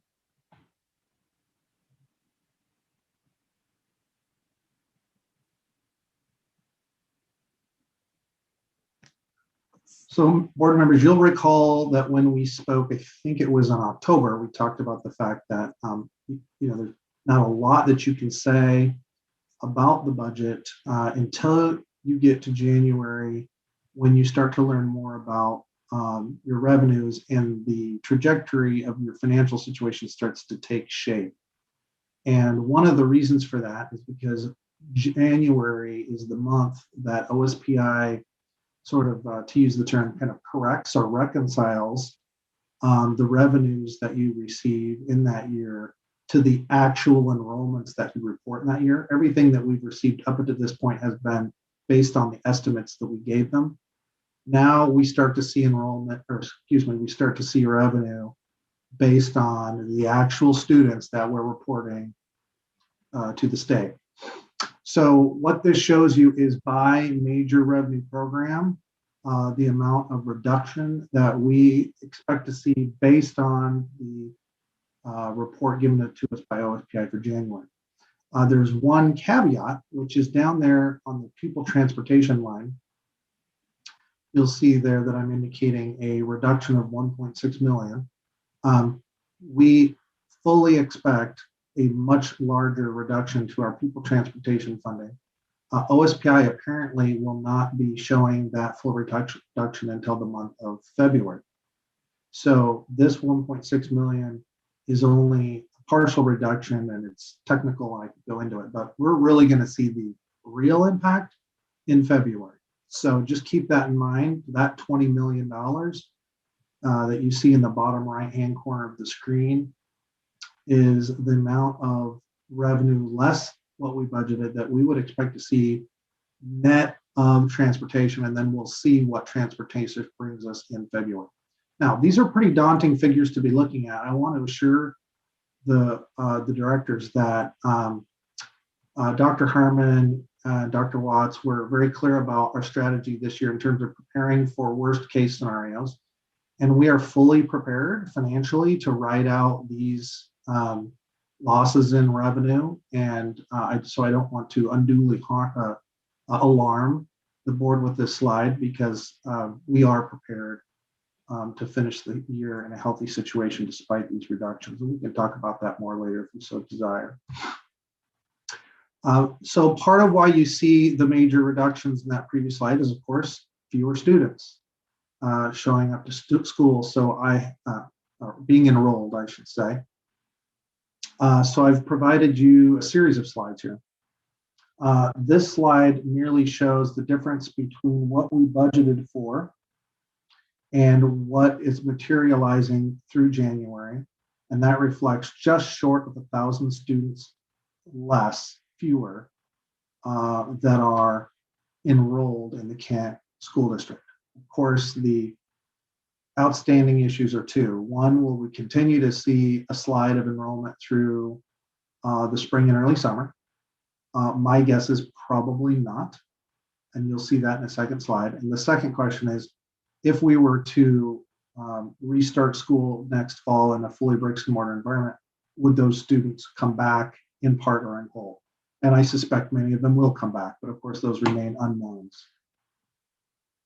Okay, so you'll see here, this gives you a sense of what our enrollment typically looks like month to month. And I know you've become accustomed to this slide, so I won't go over the history of it. But there, look at the red kind of dashed line. Okay. When we spoke last time, I was, I think, speaking to you based on the October results. And you see that the enrollment figures were dropping from September, October, which was atypical of any previous year that you see on top. And you see now that our enrollment has stabilized. So we're not experiencing that same drop that we experienced from September to October. So that gives me, that's heartening that we've basically stabilized. And I would expect to see kind of a similar curve for the rest of the year. Okay. Here's a slide that I think takes the COVID pandemic enrollment loss in a broader context of just enrollment over the last 5 years. We have been a district experiencing enrollment decline. And you'll see basically going back to 16-17 school year, we're approximately 1,600 FTE fewer than we were at that time. One of the things that you'll see in the financial statement, and I chose not to include it in today's presentation, but I always give you some charts on our staffing, the numbers of staff that are currently on the payroll, as well as the ratios of staff to student. And so what's happening in the Kent School District right now is, as our enrollment declines, our staffing remains pretty stable, but our ratios are getting richer, obviously, because the fewer students you have, obviously your class sizes and your staff ratios increase or decrease, as the case might be with class size. And that's not necessarily a function of staffing increases, it's a function of that enrollment decrease. Okay. So slide 6 is a slide you're accustomed to. This is how the fund balance is shaping up. Now, given what I just showed you in slide 2, what you'll see is that blue line is now going to start to correct for this reduced revenue, right? So we've been receiving the higher level of revenue up to this point.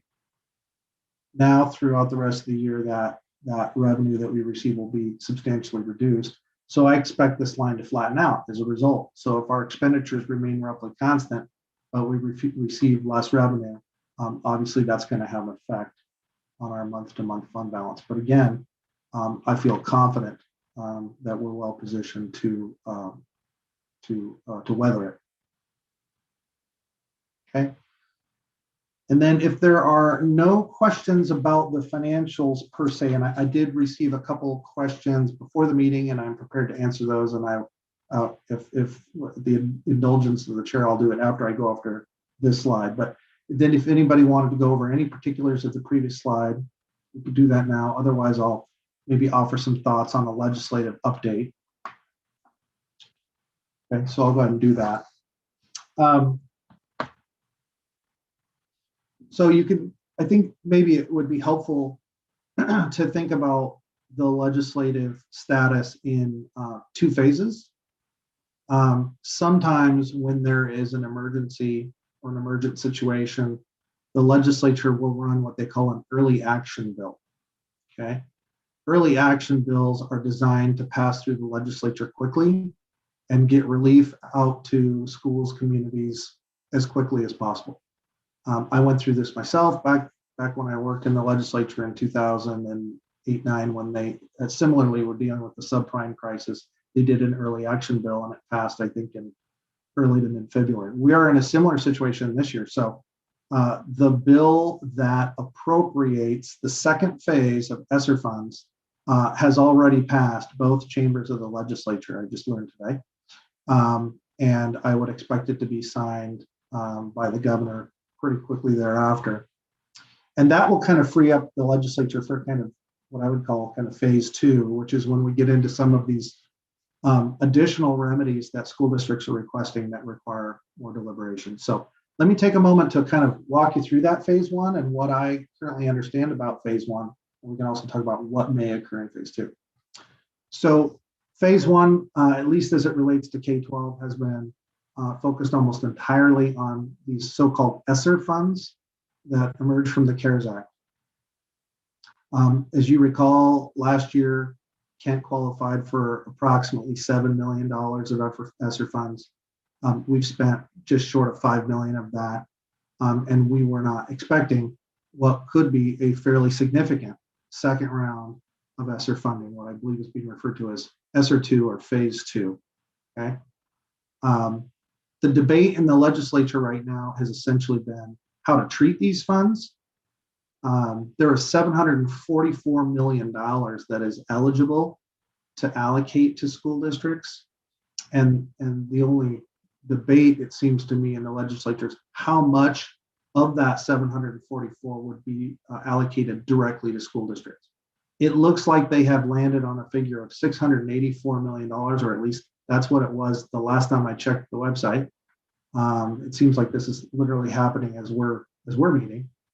And so that could mean a substantial second installment of ESSER funds for title eligible districts such as Kent. Okay, I'm going to take a minute here to kind of explain the broader context of what's happening with these ESSER funds. Districts like Kent that have a demographic profile where many families qualify for free and reduced lunch, et cetera, tend to do well in the Title I allocation because it's designed for districts such as ourselves, right? So as OSPI takes this $684 million and allocates it to school districts based on this Title I methodology, districts like Kent would stand to receive a meaningful portion of that money. Whereas a district like Issaquah, maybe that has much higher property wealth and doesn't have the same demographics, may receive little or none of that money. The legislature has been debating, essentially, if they allocate this money based on the Title I methodology, they will be providing funding that mitigates some of these COVID issues for districts like Kent, Federal Way, Highline, but other suburban districts like in Issaquah, and I just picked Issaquah just because they happen to be local here, have the same enrollment decline, may experience some of the same COVID-related issues, but may not receive some of the same relief. So Superintendent Reichdahl had proposed that the state provide a second wave of money, of state money, to kind of fill in the gaps, if you will, that are not filled in by Title I funding. And it appears that proposal has not succeeded. So what we're left with is that with this first early action bill, districts like Kent, again, if nothing changes, could receive a substantial, and I mean perhaps in excess of $20 million of additional CARES Act funding allocated via the Title I formula. Furthermore, districts would not be required to spend it all in this year. There would be like a 2.5-year fiscal year window, because the intent of these funds is around not just addressing immediate COVID, but learning loss, making, a smooth transition back to full bricks and mortar environment. So it's not all about this school year, which is an important thing to remember as we plan for next year. And so Director Vengadaslam mentioned one point that I thought was apropos and I wanted to emphasize, which is that there's always the possibility that the legislature comes back and swaps some of this money or performs what we call a funding supplant. It says, see, we gave you $25 million over here, so we're going to give you less over here. But as yet, they have not telegraphed that move, and so we are not expecting that. Okay, so that's my update on CARES 2. Pupil transportation, funding loss associated with enrollment declines. Those are issues that I would expect to be addressed by the legislature after they finish this early action bill. There are bills on the table that are discussing a variety of remedies. One of the remedies, for example, in pupil transportation is that no district would receive less than 70% of the allocation that they were originally anticipating. That is one idea that's being floated. An enrollment loss idea that's being floated is that districts would be held harmless to a prior year figure that reflects pre-COVID environment. Now, of course, these cost the legislature real money. So, and they have budget challenges of their own. So just to be clear, we are not planning, nor are we relying on those funds to be able to finish the year in good shape. We planned for not having those bailouts. Of course, we are strong advocates for them, and it doesn't affect the way we ask. But just to assure the board that we are in a good situation to be able to finish the year in good standing. And with that, I'd be happy to answer any questions you may have. Thank you, Mr. Rick. Questions?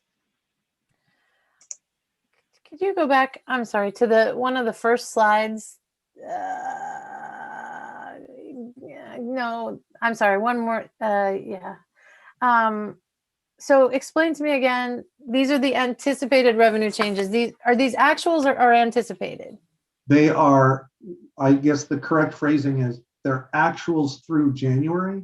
Okay. So they will get adjusted each month as we go, as we report enrollment for February and enrollment for March and enrollment for April, but they reflect anticipated adjustments with the data that they have so far.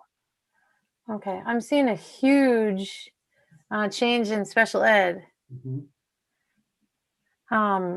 It's like it's a little less than half of the basic apportionment. So what does that do to? Yeah, so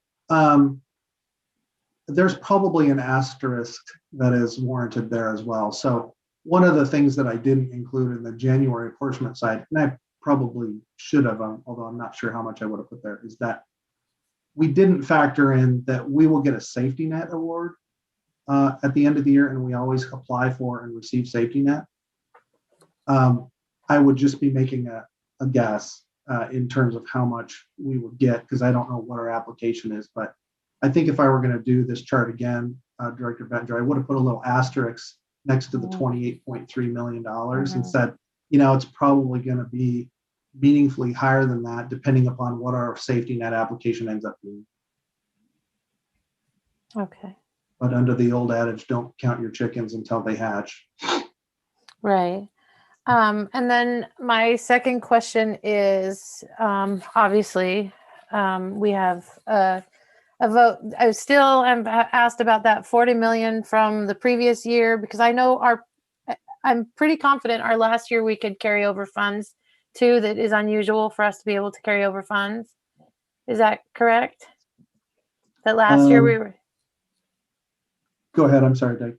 Is it true? Am I right? Am I remembering that correctly, that we were allowed to carry over funds? Yes, we were given, I'm trying to get my mind there for a second. Mm-hmm. So we were given, yes, for Title I, we were given a presumptive one-time amnesty against recovery, and for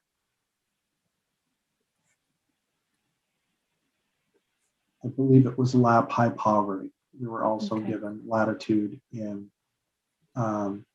recovery. Okay. No, you know what? I'm gonna take that second one back. I would want to verify the lab high poverty, but the title, yes. I won't hold you to it right now. Okay. So, but again, so that 40 million that I saw that seemed to be held over and unspent from last year, is that due to that Title I and potentially the lab? The 40 million. I'm not sure I'm tracking your 40 million reference. It was 2-3 meetings ago and several emails ago asking about, it was the F-195 page 9 unspent, and it was yeah. Yeah, that's part of it, I suppose. You know, there are two things that happened last year and that extend into this year that make these situations completely atypical. We're just not spending at the same level that we would typically spend in a bricks and mortar environment. So I would refer you to this earlier slide here. So last year it was only March through, you know, it started in March, right? But look at what's happening with supplies and materials, contracts, travel. We are, you know, the nature of virtual learning and the way that we operate in a completely virtual environment. As you can see above, we continue to pay our people, right? The human capital costs look the way that I would expect them to look, you know, given the contracts we've settled, given SEB, given everything else. But what's happening in our non-salary environment is just considerable underspend. And it isn't because we have placed some sort of restriction on anybody. It's just simply that, you know, completely virtual environment is a different spending environment. And I'm glad you're on this slide because the capital outlay for 431.54% change. Yeah, I think I know what that is, but I need to verify. I think it's the safety radios that we invested in as part of the levy, but I need to verify that. Okay, that's all my questions. Okay. Mr. Rarick, I wonder if you could help me to understand when you said there's a possibility of having the 20 million allocated per Title I, and that it could be carried over potentially to year 2. Is it desirable to do that, carry it over to another year for unanticipated costs in that second year? Or would we, if we were allocated it, want to take all of it and spend it in this year? Can you help me tell me why it would be beneficial, please? I can. Just before I say this, I want to say I have not, like Dr. Watts and Dr. Herman, we have not finalized our plan. So I'm not going to speak to, I'll just kind of speak in generalities to some of the pros and cons. Okay. So in my view, there's several benefits to staggering the funding over multiple years. One consideration is that if it's a material amount of money, typically, you know, to spend a material amount of money, you're often talking about staff. Well, you get yourself in trouble when you hire staff with a non-reoccurring revenue, right? So if you went out and hired a bunch of staff and then you spend all the money in the 12 or 18 months, and then, well, what do you do with the staff when you run out of this, you know, finite amount of money that's coming from the federal government? This is not a permanent subsidy to school districts. This is to bridge a gap, right? So part of the strategy, there's really, in my view, two key considerations. And again, we're just a tad ahead of ourselves in the fact that this keep in mind, this money has not No. made its way to the Kent School District yet, but it's fair to talk about the what if, I think.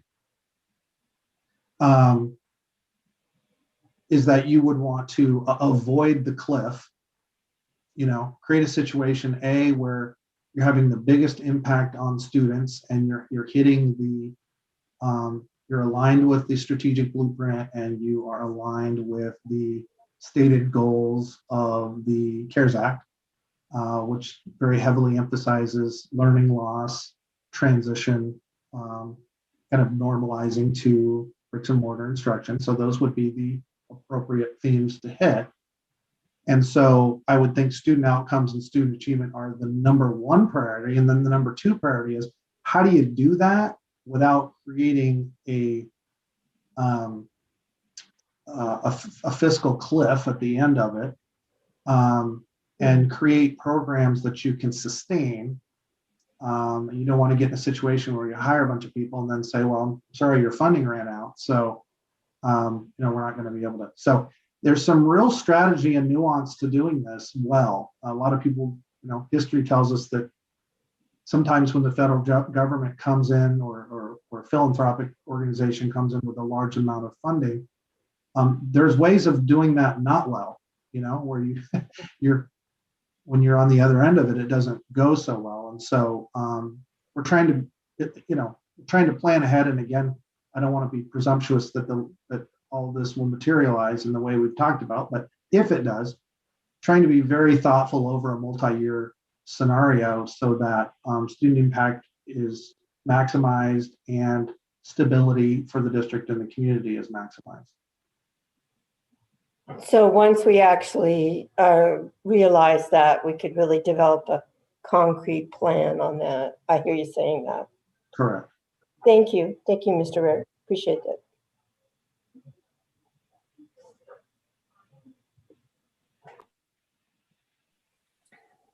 Other questions? Yes, regarding transportation, so I'm understanding that we will not have an answer until February. So given the changes we're making, we'll potentially be making next year for transportation, how are we planning that, or we're going to plan that, I guess after February. But at this point, we don't have a good sense of how we're going to fund that particular deficit. Is that correct? I want to make sure I understand your question. Oh, are you talking about this year or next year? Well, both. Okay. Because we do have some decision to make that affects next year. Yes. So I'm not really following how, if the transportation bill doesn't pass, are we relying on our general fund to meet that deficit? So I think the answer to your question is yes, but let me piece it out here. So I'm going to try to give a real clear step-by-step here. So what we'll find out in February is the final reconciliation of how much money we expect to get this year without any new laws. Okay, without assuming any new laws, because there's proposals in the legislature, right? But in February, they'll just say, here is what you can expect for the year we're in. And then after that, we will, of course, like all districts, be advocating for these bills. You mentioned one of them, Director Venkatachalam. I can't remember the bill number, which is 5128. 5128, and I believe there's a House companion that would provide some sort of relief, like a hold harmless provision or what have you. we won't know about that, and we may not know about that until well into the session and possibly close to when they recess. I think this is a long session, so that could be middle of April, as I recall. And so we have been planning to finish the year and put ourselves in good financial standing, not assuming any additional financial relief from the legislature. We're not relying on a bailout. I know there are a lot of districts that are, but we are not. We would be able to withstand that and still be in a very strong financial situation. Okay. Now, then you start talking about next year. So next year's kind of a different conversation, right? So we're going to go into our budget cycle and we're going to have to make our best reasoned judgments about the landscape that we are budgeting for. Are we assuming that we'll be back in bricks and mortar environment? I mean, by next September, one would hope, right? And if our students come back and if ridership continues, our transportation funding would float back to essentially where it was pre-pandemic, right? It would be kind of self-correcting in that respect. And so we would kind of go back to the spending level that we were at before. I mean, of course, small changes, but, and so from a budgeting standpoint, Director Vengadaslam, I am currently assuming no relief for the rest of this school year. And then I'm planning for a quote unquote real and normal school year starting in September. Because that's the best judgment that one can make. Now, if we have another fourth iteration of COVID, and we will have a contingency plan for that as well. But that seems to be the most sensible way to proceed. And I believe that is how the vast majority of districts in the state are proceeding. Okay, thank you. Sure. Mr. Warwick, would help me to understand if I understand your plan,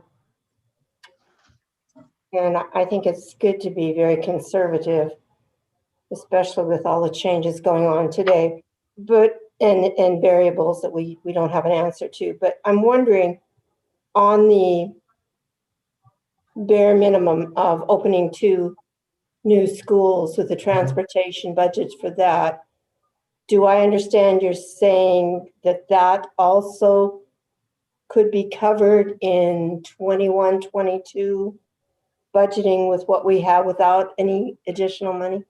Yeah, absolutely. We already set aside, I believe it was, I should have had that. I believe that it was $2.5 million of general fund balance solely for the purpose. And we did that. Dr. Herman did that with some foresight 1 year ago.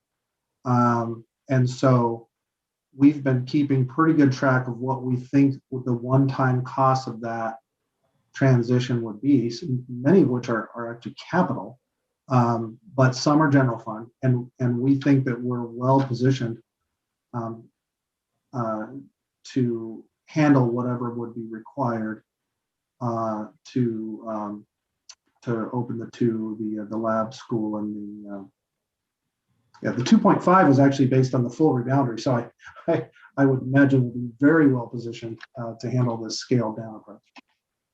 Could you say that one more time? I said when Dr. Herman and I talked about setting aside $2.5 million last year, it was in view of a full reboundary, not in view of just opening one school. Okay. So I'm saying that if it was sufficient for the reboundary, it would certainly be sufficient for opening River Ridge and the Lab Academy, right? Okay, I appreciate that. I'm wondering, you are factoring in the differentiation and the cost of the electric buses that we've just recently taken on too, right? Yes, I mean, there might be, depending on how deep you want to get in, I may have to defer to Justin on some of this, but.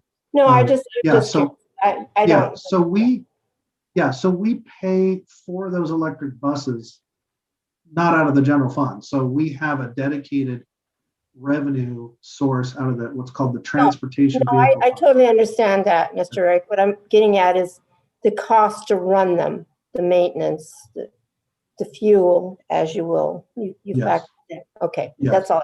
Thank you. Yes. Director Bento, do you have any questions? I actually do, about enrollment. You said as we go back to brick and mortar possibly this fall, that we'd be back to, you know, pre-COVID. So I'm curious, as far as like where pre-COVID do you think enrollment will be? Yeah. Well, so I've not made we've not made enrollment projections for next year public yet. I don't know. I don't want to get out in front. But I will share that I'm not assuming that every single kid will come back at this point. And again, I think that's consistent with what most districts are doing. We hired a demographer to help us look and do the best thinking you can do for a situation that essentially has never happened. So I think it's most likely that many or most of those students would come back, but perhaps not all of them.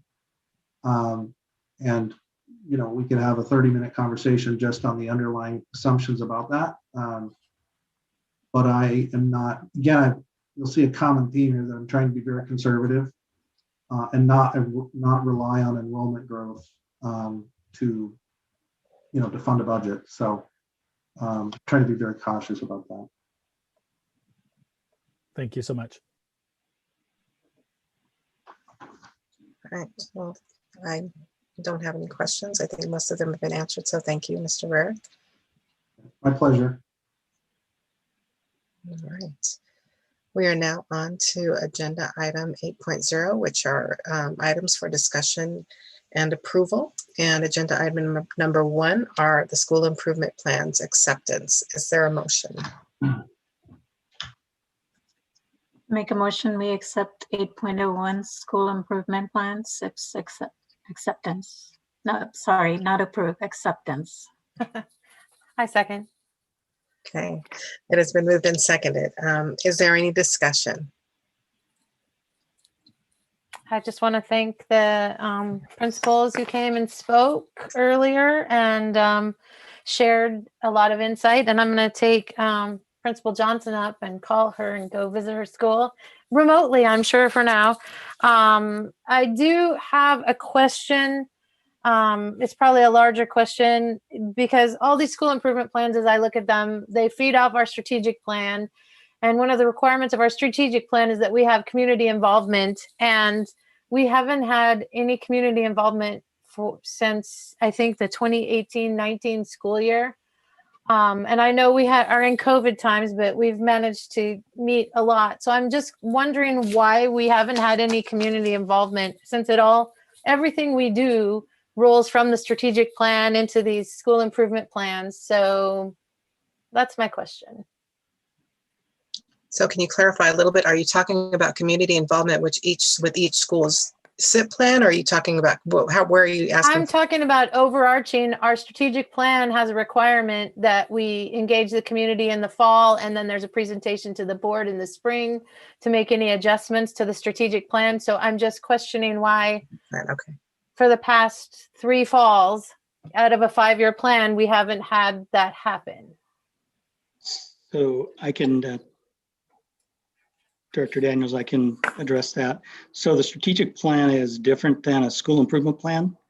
The school improvement plan is directly related to the school, and under ESSA, which is all schools must have a school improvement plan. They do have parent involvement, which a few of them spoke to you today about what they do to involve their community. And so that's the difference. So school improvement plans are very tied to the school itself, and the requirement for the involvement is within that template. In fact, that template does have an area where they do have a parent representative, and some even have student representatives that are involved. Right. but just to follow up, because last year when we talked about these school improvement plans, it was shared that the strategic plan, the blueprint, is what, you know, the state approved, what was approved, and that feeds into these school improvement plans. So while I completely understand they are separate, and I'm just questioning again, since, you know, our school improvement plans, while they are separate, they also feed into that strategic plan. So I'm questioning why there hasn't been community involvement. The plan requires it. It was voted upon by the boards much before any of us, maybe Maya was here. So I just questioning why on the strategic plan there's been no community involvement there, which could potentially drive the school improvement plan. So it's just a general question why we haven't had that required community involvement, that team, since the 17-18 school year when they reported back. Thank you, Vice President Bettinger. And I know that Dr. Harmon and I have had several conversations over many opportunities. And I think you and I have also had a recent conversation, and I will share what's important. What's important is also what Chief Bella mentioned, that the school improvement plans should be aligned, and I would use that word as while they are not equal, they certainly should be aligned to our strategic plan. And as I mentioned, and I will provide this as some context, remember our strategic planning process, yes, it is ongoing. And while the strategic plan blueprint is scheduled to be updated after 2021. We are still in 2021, so we are still operating, and obviously we'll have those community-based sessions through a virtual means. I've talked with Dr. Harmon, and I know our strategy remains the same. So what I would like to do is offer Dr. Harmon an opportunity to share some of the strategies that we have discussed as we move towards next steps for our ongoing strategic planning process. Dr. Harmon? Thank you, Dr. Watts. Again, President Daniels, members of the board, Sally. So the last time strategic planning steering committee met was in June of 2019. So granted, not this current school year, but not as far back as the 17-18 school year. And we've had conversations about what the refresh looks like and how to involve, how to be strategic in our involvement of underrepresented communities in this process. So what the past year has taught us is that we have to seek out those community members and that input differently. So we're working on that plan first of how to connect with those communities and ensure that they have a seat at the table in developing the new plan. Talked to Dr. Watson one-on-one this week about having a plan to present to the board and a timeline so that we are ready to roll out a new strategic plan by the fall, start of school year of 2021-2022. And so you will be hearing more about that, as well as how we close out our previous strategic plan. So there's never a shortage of opportunities for our community members to be involved. But I think this time around, we will definitely spend some time with the board and the public, informing them of how we are going about offering up those seats while still getting full community and stakeholder input. Great. So I guess I missed it because I didn't find anywhere in 2019 where the strategic plan presented proposals. So I'll go look for that. Yeah. Thank you. Any other discussion? I have a question. Oh, I'm sorry. Go ahead, Joe. I want to thank the principals and school improvement teams for creating all these plans. I looked through lots of them. I tend to do my homework. So I was looking through all these items on the agenda. And to me, what was, I think, missing or what was lacking from a lot of the school improvement plans is like a major stakeholder is student voice. I'm a real advocate for student voice and student involvement. And I'm just kind of curious were the student voices and where students were able to kind of have input in the school improvement plan, since they're a major stakeholder that is involved too. But I didn't really see in many of these plans where that was. Yes, as I mentioned, Director Bento, some of our schools do include students, not all of them. The requirement under ESSA is a parent. But the student ones they do. I believe our Executive Director for Learning and Improvement, Patty Drobny, does have a few schools that do include student voice. Patty, would you like to share if you have any of your schools that do that? Absolutely. I do have, what we see is that's more common at the secondary level. I've been an elementary principal as well, and we have student voice in different ways, but what I personally have found is when the students are involved in the school improvement team meetings, they get pretty long and they really are at a higher level than some of our kids want to engage in. So we get their voice, and even at the elementary, we get their voice through student council opportunities and leadership teams. So we do have that. It's not always represented in the school improvement plans. I think if you recall what Principal Thatcher said is you can go, that mile wide, inch deep kind of thing. And so there are a lot of activities that get done, including student voice, that aren't always documented as part of the plan. Thank you so much. Absolutely. And I just wanted to add that some of the statistics that I saw with the particular plans that were presented were impressive in a pandemic situation.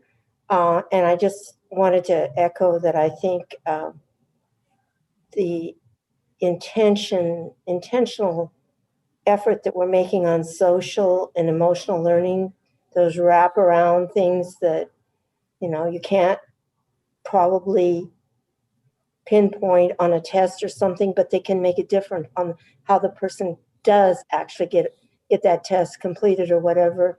And I think today I would be amiss not to say that they're asking a tremendous amount from our schools today.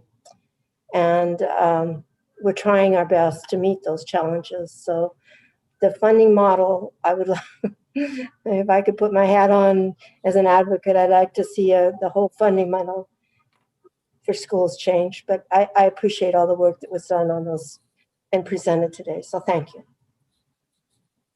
Thank you. Absolutely. Any other discussion? All right, hearing none, I'll call for the vote. All those in favor of approving or accepting the school improvement plans as presented, please indicate by raising your right hand and saying aye. Aye. Aye. All those opposed, raise your right hand and say no. The motion carries. On to agenda item 8.02, and I do believe we have comments that need to be read for this particular agenda item. Ms. Howley? Yes, we do, President Daniels. The first one is from Jason Blue. He says, good evening, KSD board members and Dr. Watts. I'm a concerned father of 2 KSD elementary school students. I am writing to request you reject MGT Consulting's proposed boundary changes. During the last school board meeting, Dr. Watts mentioned the boundary line adjustments were for equitable education access for all students. With 10 schools at or above capacity and 11 schools at 80% or less capacity, this plan is not equitable, it is unfair. This proposal does not provide equal access to all KSD students. I provided a PDF spreadsheet via email last night to the 4 existing KSD board members and to Dr. Watts. The data on the spreadsheet is pulled directly from the MGT Consulting School Boundary Review Final Report, pages 206, 207. I implore you to take a quick look to see exactly what I am referencing above. The proposed boundary lines do not provide fair access to the students in our school district. There is a multitude of studies that show how overcrowded schools lead to a decrease in quality learning, less access to classroom, cafeteria space, less access to equipment, technology, and more. Further, the financial impact of the proposed changes is not clearly defined. As Michelle Bettinger indicated during the last school board meeting, there is additional planning work that is recommended and a possibility of at least 2 RFPs to support implementation of these changes. Additionally, during the February 27th meeting, which I think is January 27th meeting, a KSD representative provided a projection of roughly 10 families from each grade will be requesting a transfer from the Carriagewood neighborhood to attend Northwood Middle School. To clarify, that is 30 families from one neighborhood that are projected to request transfers for the first year. To my knowledge, most, if not all, transfer requests to Northwood Middle School have been denied over the past few years. There would be 2 transfer requests from my family alone. These transfer requests are not guaranteed and would add additional unnecessary work on the KSD staff to evaluate and respond.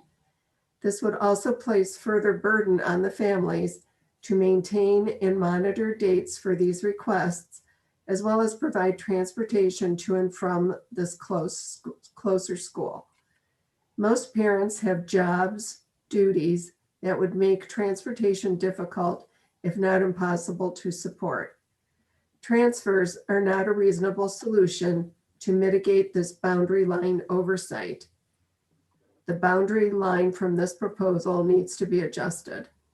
In order to correct the projected overcrowding of Meeker Middle School and optimize underutilized schools on the north end of the district, I propose adjusting the boundary line so the Carriagewood neighborhood feeds into Ridgewood Elementary.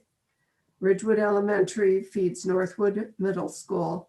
Both schools are slated to be at 80% capacity or less. Lastly, both Ridgewood and Northwood are closer to Carriagewood than the current proposed schools and would provide the opportunity for students to walk to and from school. I appreciate your time and your consideration. Thank you. The next comment is from Amy Latinsky. She says, thank you for listening to our concerns and voting no to the boundary proposal in January. The move to wait on sending 6th graders to middle school until the 2022-23 school year will help our current 5th graders get prepared for the rigors of middle school after this pandemic.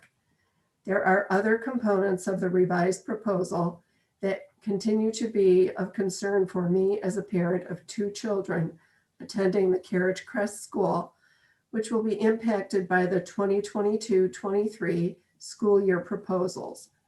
Our current middle school, Northwood, is under-enrolled, and the proposal continues to shift our students in Carriage Crest Elementary to Meeker Middle School, which will be significantly over-enrolled.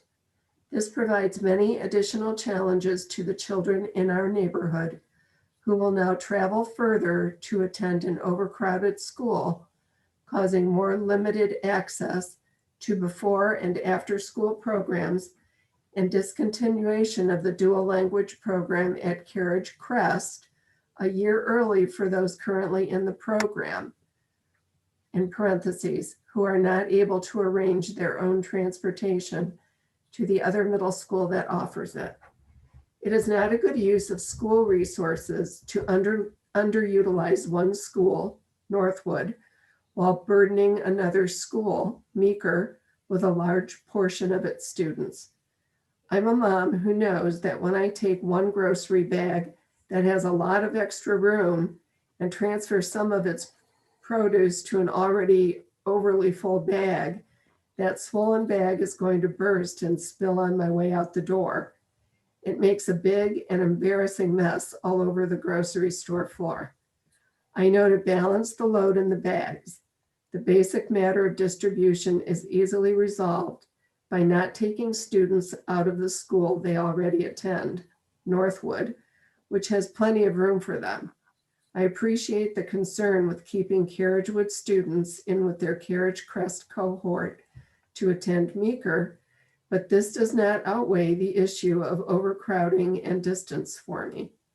I am also of the opinion that 6th grade students who remain in elementary school fare better emotionally, socially, and academically with smaller class sizes than those who move to middle school. But this aspect of the proposal does not concern me as much as the boundary move to an overcrowded school so far from our neighborhood for middle school. Thank you for taking the time to hear our concerns. The next comment is from Daniel Latinsky. Dear KSD board members, I write this letter as a family medicine physician and father of 2 elementary school age daughters. First, I want to thank the board members for delaying the move of 6th graders into middle school. Second, I would like to speak to the boundary analysis and its intent to correct overcrowding at the elementary school level. To reach these objectives, MGT suggests redrawing the boundaries. I agree this sounds like a good idea. However, simply shifting the overcrowding from the elementary level to the middle school level seems counterproductive. Medically speaking, overcrowded middle schools present a bigger health and safety risk to our district than do overcrowded elementary schools. Junior high has more intense peer pressure, fewer adult supports, and more susceptible children. Data from the World Health Organization shows that the older children get, the more at risk of catching and spreading COVID-19 they are. Middle school has much higher case numbers than elementary. In such a diverse district, wouldn't it be prudent to help minimize this risk? If there is going to be overcrowding, it is safer to do so at the elementary level. Why go to the trouble of redrawing boundaries if it doesn't solve the problem completely? Isn't there a way that MGT or someone else can come up with that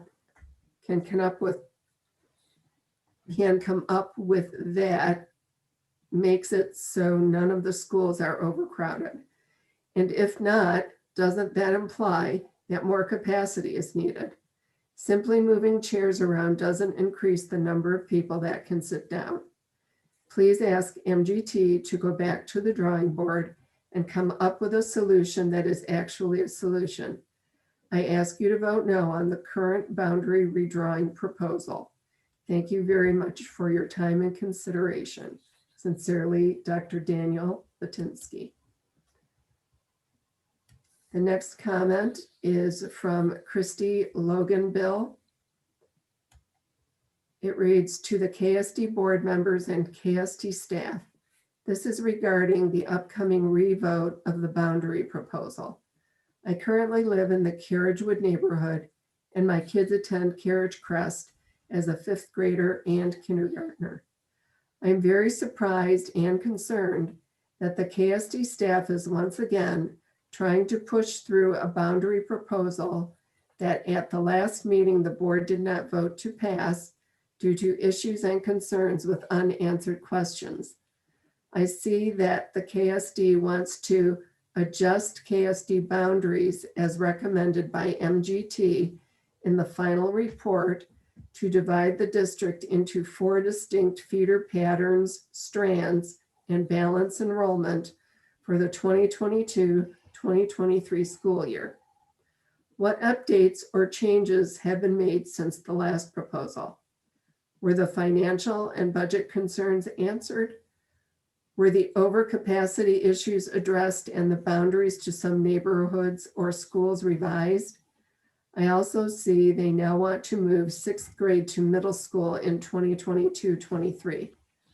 I am glad that the decision was made to wait, but again, as I stated above, have there been any changes to the old boundary proposal? How do we as parents make a opinion on this when it is very unclear as to what KSD is trying to do? How will this affect my kids in my neighborhood and their school? Is there a plan to fix the overcrowding at Meeker? And is there a plan now to keep Carriage Crest feeding into Northwood? As a Carriagewood resident and as a Carriage Crest parent, I am very worried again. This boundary proposal once again is incomplete with too many issues that need to be addressed. Thank you. The next comment is from Roseanne Nelson.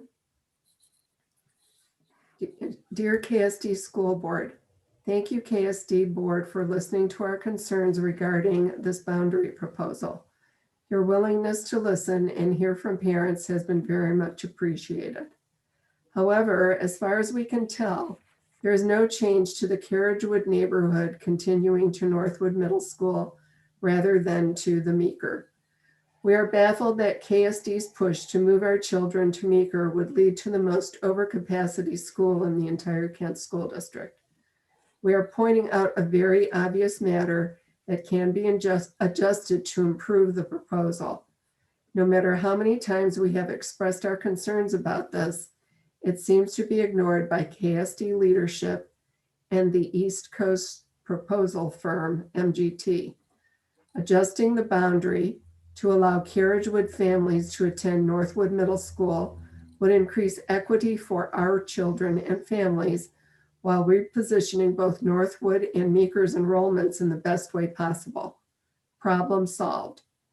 Because this affects our children's lives, we ask that you vote no to the boundary changes despite the changes.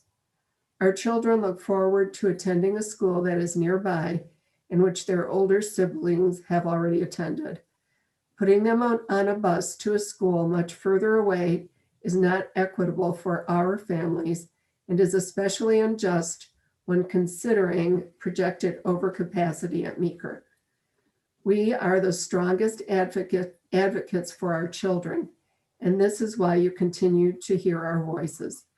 In the future, we strongly advise KSD leadership to reconsider hiring outside consultants who are not invested in our communities. Be much more open to hear parental concerns during the process. KSD and MGT's process of sending out controlled surveys that do not allow the voice of parents to be heard only creates a sense of one-way communication and that our voices do not matter. Frankly, it creates distrust in our view of KSD's decision-making. Having attended KSD schools and lived in this community our entire adult lives, we will be advocating for a change of leadership in the future. This boundary proposal process could have been managed much more thoroughly. Past KSD budget problems, watching KSD leadership's inability to see the amazing opportunity to move forward and return kids to school and sports by now, and allowing teacher unions to rule the roost out of public transparency makes it very apparent KSD does not have our children's best interests at heart. It is very disappointing because ultimately our children pay the price. We wish we were not having to write this letter, but we are because we care strongly. The solution is rather simple. Talk to all constituents, not just labor partners, KSD management groups, and consultants who are being paid for their work, yet bear no consequences of these changes. When you have a more open process, you end up with better results, and we will be there to support you. Sean and Roseanne Nelson.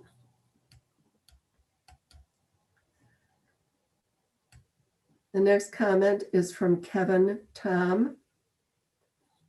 He says, I am disappointed to see the boundary proposal is being voted on again tonight after having been voted down 4-0 in the last meeting on January 27th.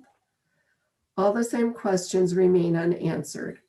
Why is the proposal being put forth with Meeker Middle School being almost 20% over its capacity? This is unacceptable and inequitable. 3 out of 7 middle schools are proposed to be over their building capacities. This is inequitable and unsafe to our students and teachers. My neighborhood of Carriagewood is physically closer to Ridgewood than we are to Carriage Crest. It is now being proposed that all of Carriage Crest feed to Meeker.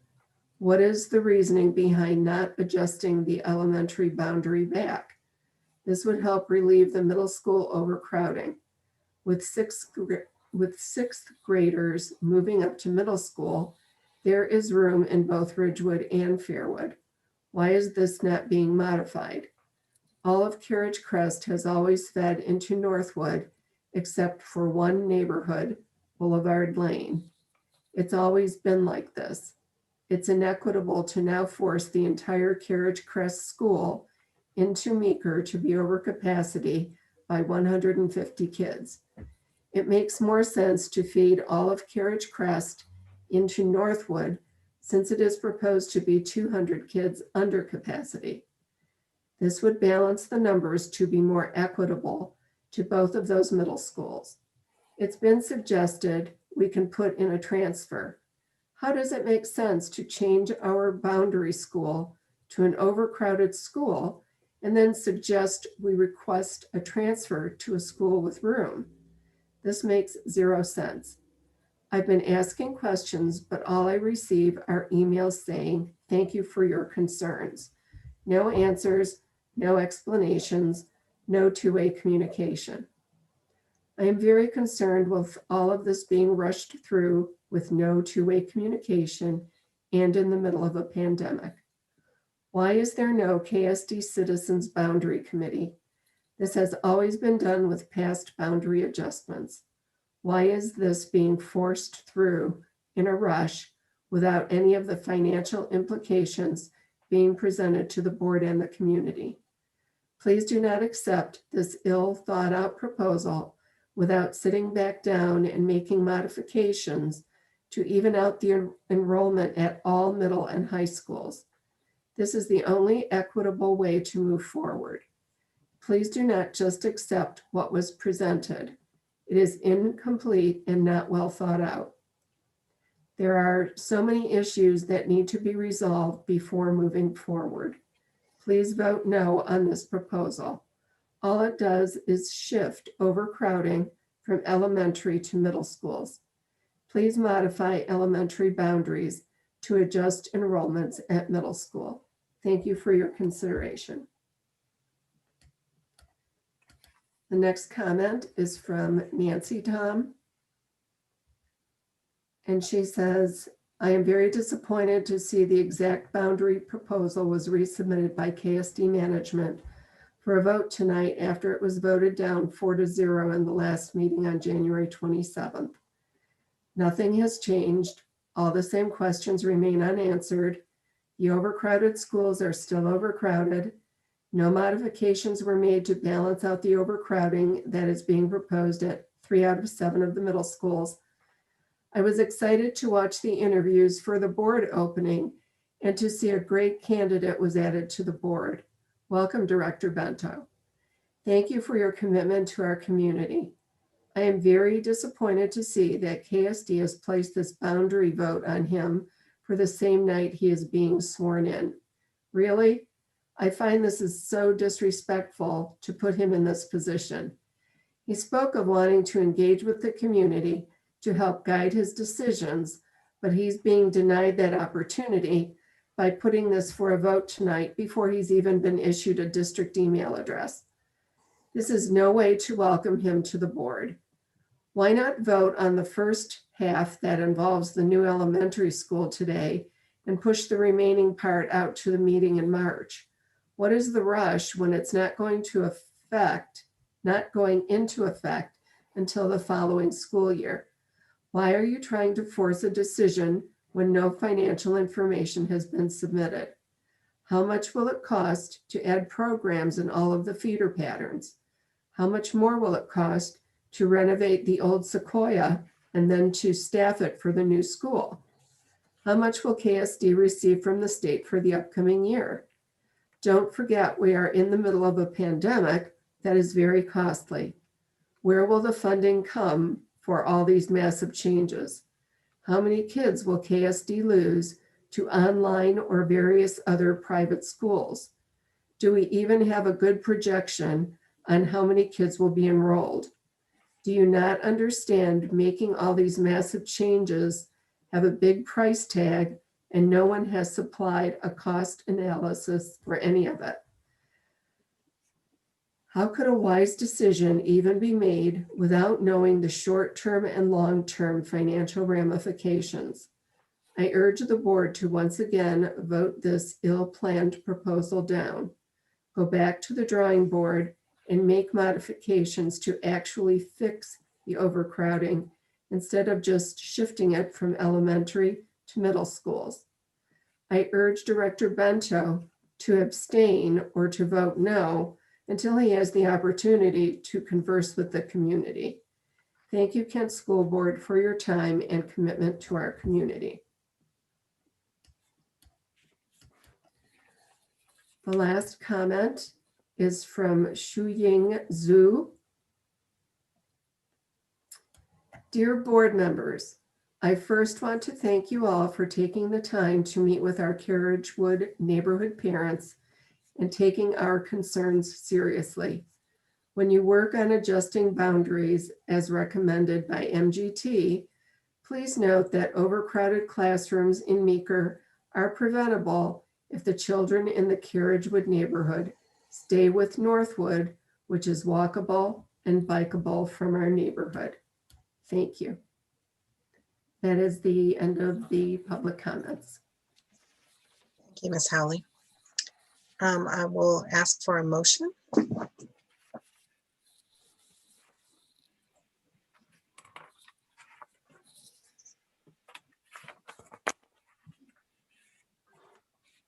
So we need a motion to vote either way. So someone's going to have to make a motion.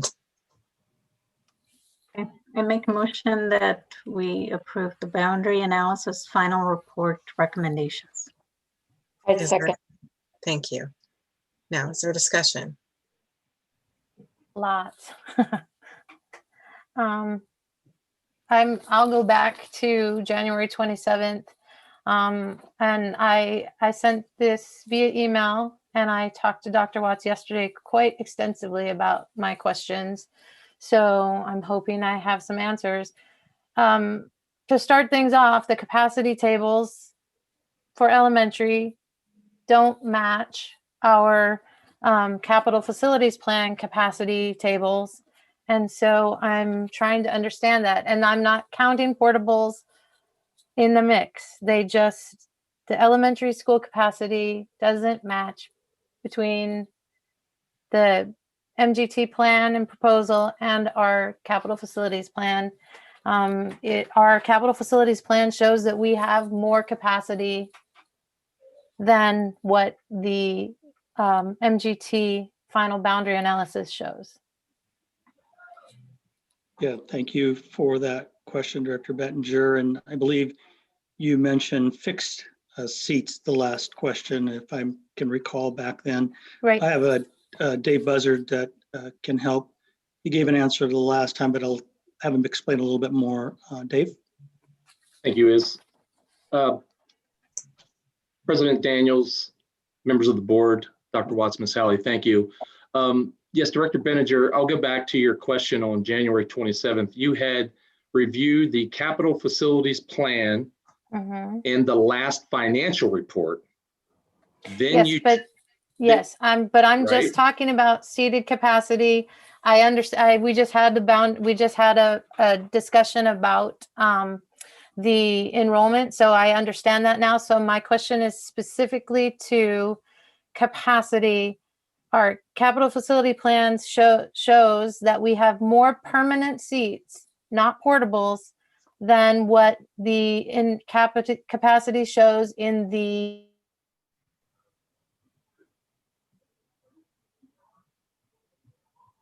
I think you froze. Froze for a little bit, Vice President Bettinger. Okay. Again, I'm just saying that the capital facilities plans shows more permanent seats for elementary, not counting portables, they're another thing entirely, than what the capacity shows on the MGT proposal in two separate places? Okay, so I have that. So you're correct. The middle school and the high school numbers of the capacity versus CFP to the MG report are spot on. They're the same exact number. Table 5 of the capital facilities plan for 2020 to 2021 for elementary reported 13,000. MGT's report, page 9 of the final boundary report, came in at a capacity of 12,737, which left a delta of 263 permanent seats less from the MGT report. In looking back at because we as in capital and facilities gave MGT our current capacity for fixed seats. At the high school and the middle school levels, classes don't change. In the elementary school levels, including like our 7 airplane schools, like Neely O'Brien, Carriage Crest, Martin Sertoon, Kent Elementary, you can have additional fixed seats for education that are not in a classroom dedicated as classroom A or classroom B. They would be out in the hallway areas in a large area opening, and those can be counted as educational spaces. If we go back to the 2016 to 17 capital facilities plan, we showed 13,244 fixed seats. In the 17 to 18, there was no table on the report. On the 18 to 19, they showed the same amount of 13,244. The 2019 to 2020 CFP had no table, and then our 2020 to 2021 had 13,000. So if we take the loss of the 263 delta, and we take the delta from the past 2016, 17, 18, 19 capital facilities report, we're looking at a delta of 20 students from 263 to 244. So again, I believe, and again, Ben Rarick and I need to sit down and have a discussion about this, because I think what it is that when we give them for the capital facilities report as part of that report, we are looking at what that capacity is per those schools for that year. Does that make sense? It makes sense, but as I'm reading it, the capital facilities plan is a multi-year plan that gets sent to the board every year. So now I have even greater concerns that we're reporting that, that I approve something that shows that accounts for kids sitting in hallways. So well, that's probably a discussion for a later time. Well, let's go back. It's not a hallway. It's a designated area inside of a school. I would have to show it to you on plan, and I'd be more than glad to do that for you. They can be educational spaces. They're not sitting out in a hallway, but it's a large open area that has been delineated to have classroom space. Okay. Instead of having a portable. That way the children can have that educational experience inside, not in a portable with no running water or a restroom. So are those educational spaces you speak of, are those used for regular classes, or are those used for breakouts, for library or music or PE? So those I wouldn't know. That would be an operational question. But when it comes to capacity for seats, that's why the number at the MGT, 13,737, is the actual number of seats elementary per classroom. Okay, you mean in the next year? Correct. And if you look through the capital facilities reports, you'll see that there's projections that go out that for every year go out to add numbers of permanent seats on all the capital facilities reports. I only looked at the ones that were here since I've been a board director, so I appreciate that update and insight. And then today we got an email. Next question. We got an email from a constituent who had grave concerns that, again, two-way communication, this vote, the vote tonight was not on the boundary page on the website. And so at about 5 o'clock, I checked it. The page was updated today at 11:54 a.m., but the headline still says boundary changes not approved. And then when you scroll down, it doesn't show that there will be a vote. So my wondering there is why the page was, it looks like it was updated today. Why wasn't tonight's vote added? Is there a reason? President Daniels, members of the board, Dr. Watts, Ms. Halley. Yes, I am not exactly sure what was changed on the page. I do know that, yes, we did not have time to do authentic two-way communication with our community this week between the turnaround of posting the board narrative to BoardDocs on Friday and having that go live to the board meeting this week. It was a missed opportunity to do some direct one-way communication and pushing it out. And we do certainly take ownership of that. I know the community was able to send in board comments. However, as Dr. Watts shared earlier this evening, we do have the fiduciary, responsibility to our taxpayers, our voters, for the board, with the board to build that elementary school and open that elementary school. So I know we were discussing all of the ways that we do need to communicate. We've also been really working on the reopening. And so I think it was an oversight on our part. And so I do apologize for that, but it simply was an oversight. Thank you for that. And that brings up another point. I actually appreciate your comment. I had this discussion with Dr. Watts yesterday too, is, Director Hamada and I were in the agenda session, the 2x2 agenda setting session for tonight's meeting, and the boundary wasn't even brought up. That's just merely a comment. So it was as surprising to me as it was the community that this was on the agenda again. So when we look at all this too, I have similar questions about, the overcrowding. It looks like our most diverse secondary schools are the ones that are over capacity, and our less diverse secondary schools are under capacity. And so again, I'm curious as to, there has been 2 weeks since the last plan, and in essence, we are voting on the exact same plan that was pushed out to the public and the board on January 8th. We had 2.5 hours of public comment at the public hearing on January 13th. And then we had the vote on January 27th. And all that time, there were no changes made to the final plan to address that equity issue of the overcrowded secondary schools. So, I don't know if I guess I'm assuming that there are no answers to that because they weren't changed for this proposal. But if someone does have an answer, step in. And then also I will loop into that, the Scenic Hill students with the dual language program, they're going to be sent to the new middle school if we approve this plan. And they've been engaged in dual language learning since kindergarten. And so this will effectively redline them out of their dual language program for middle school if they can't provide their own transportation. And Dr. Watts and I had a long conversation yesterday about the plan and the plan not being perfect. And I completely understand I am not expecting perfection from the plan, but what I am asking is, or what I guess I'm considering is how I can approve something that's in writing.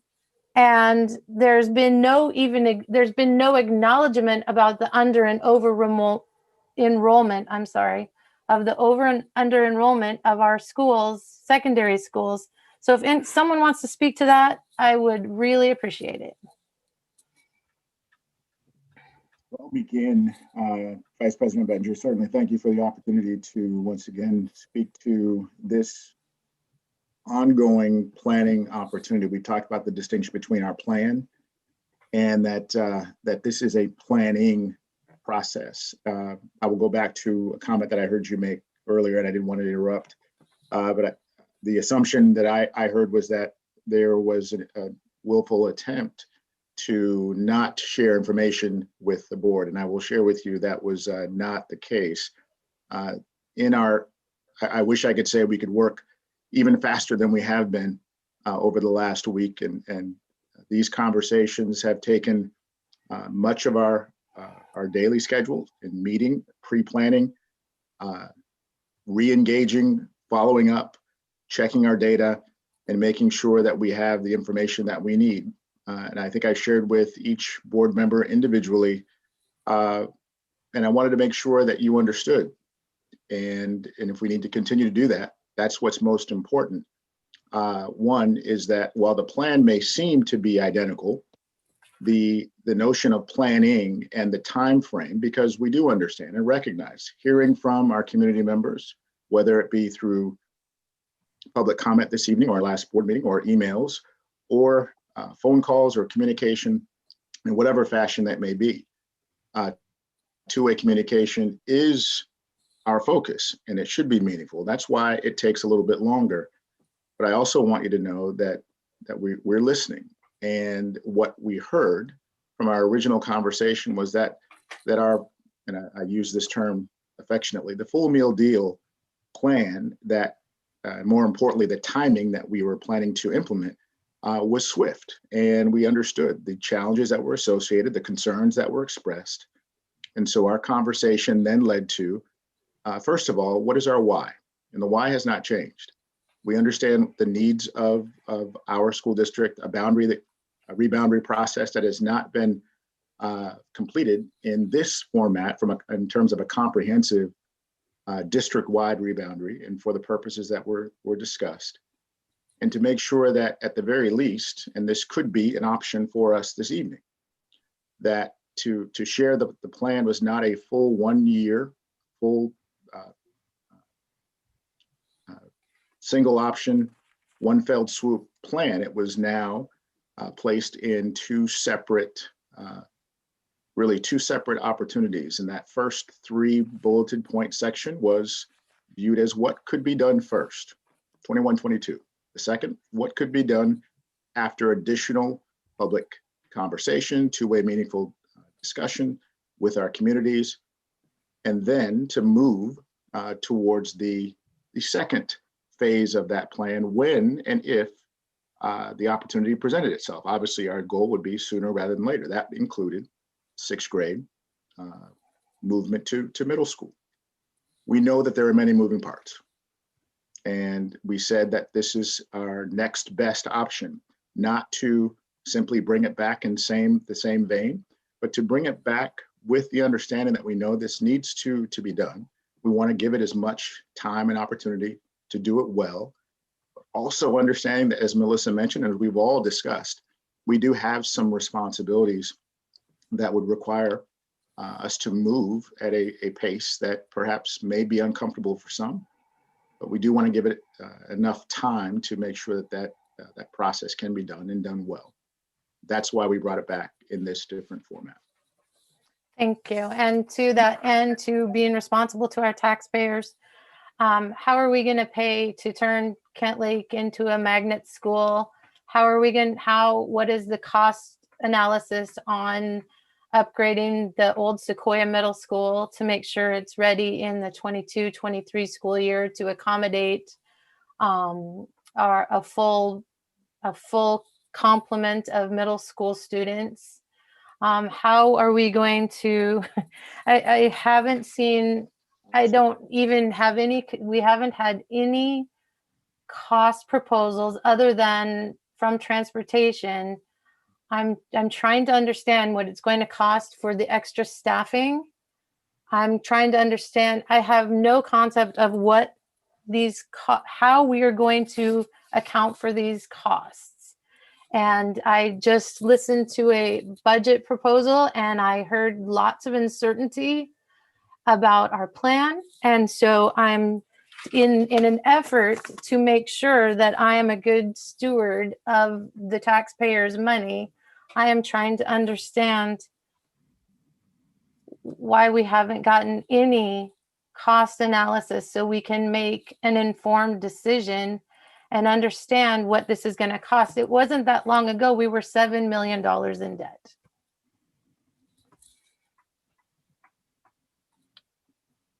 Questions that we did ask, and I know that Dave is on and may be able to speak to at least one or two of those. Dave?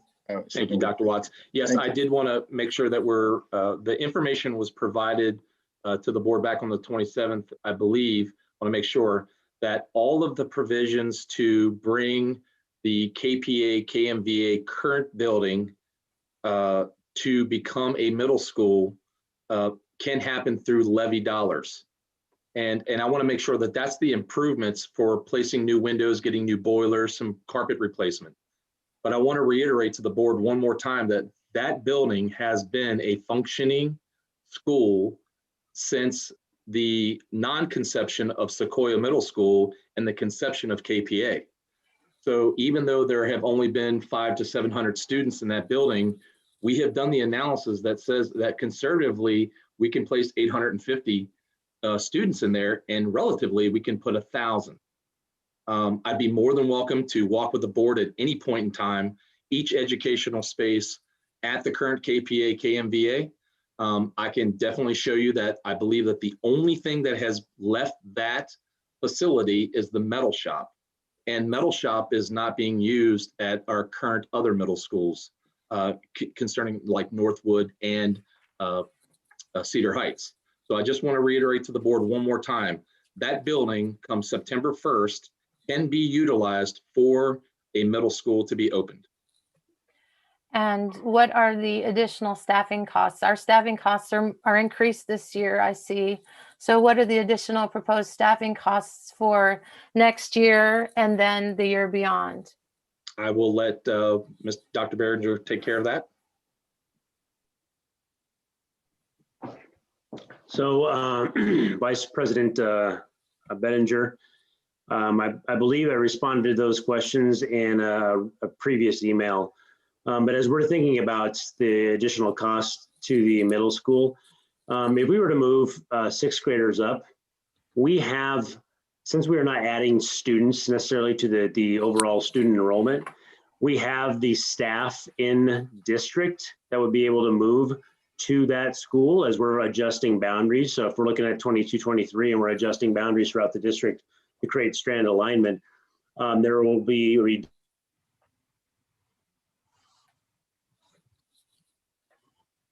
teachers to be able to be moved to the new middle school. So there's not an expectation for an increase in staffing in regards to some of our labor groups. Now, there will be an additional, obviously a new principal, assistant principals in that school, as well as counselors. Those would be additional staffing costs to that building, potentially a safety officer. So there will be additional staffing costs, just not like the entire building is not an additional staffing cost, because our paraeducators, our teachers, our pay-out members, there'll be movement based on that enrollment moving to that particular school. Perhaps I'm not being clear. I want a general number. Is it going to be another $1 million? Is it going to be another $2 million staffing costs? Is it going to be another $5 million to run a third school? I guess Sequoia it's been open, but to add all those students to the new school, to turn Kent Lake into a magnet school, which is in this proposal, I'm just looking for some general numbers year over year. I understand. I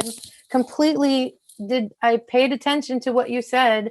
I read the reports. I saw how many things needed to happen at Sequoia to make a change, but I didn't see dollars attached to that. I understand how many new teachers or principals need to happen, but I don't see any projected dollars attached to that. That's what I'm looking for, because to go back to what Dr. Watts said, I absolutely want to make sure that we are good stewards of the taxpayers' money. So I need to understand even a ballpark figure of what these projected costs are going to be.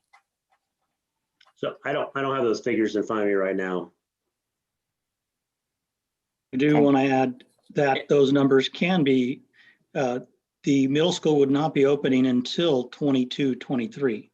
So, as we begin to do even more than just preparing the building, the staffing portion that Dr. Behringer is talking about will become more apparent. We do have, a weighted student staffing model that lends itself to be able to, as Dr. Behringer mentioned, lend itself to what kind of staffing is needed in a middle school based on numbers. So those are things that I'm sure that HR can come up with over the next year. Yes, but we're voting on the whole plan. We're being asked to vote on the whole plan today, and I don't have any numbers for the whole plan. I'll be honest. I'll tell you something I told Dr. Watts yesterday. I voted no on the school reopening plan because there was no inclusion of our inclusive ed students, and I was worried about them. So that was a plan that affected all our students. I voted no on that because I didn't see any provisions for our inclusive ed students. I still worry about our inclusive ed students. So I am terrified that I will vote on this plan and I'm basically writing a blank check and I have no concept or capacity of what this is going to cost beyond the boundary changes in finding one in the 21-22 school year. And that is all. I've specifically asked for these numbers and to understand it better. And I heard Director Venkatasalam ask about it. I'm sorry, I've taken a lot of time, but again, I haven't even been given ballpark projections. You make projections all the time. I hear projections all the time. And on this, there's a lack of projections and I just don't understand it. So I wanted to ask a question related to all of that. And that's a question I asked by email to Dr. Watson. My wondering, and I need to preface this with by saying, I really don't want to hear from anyone saying that I made a decision based on Carriagewood families.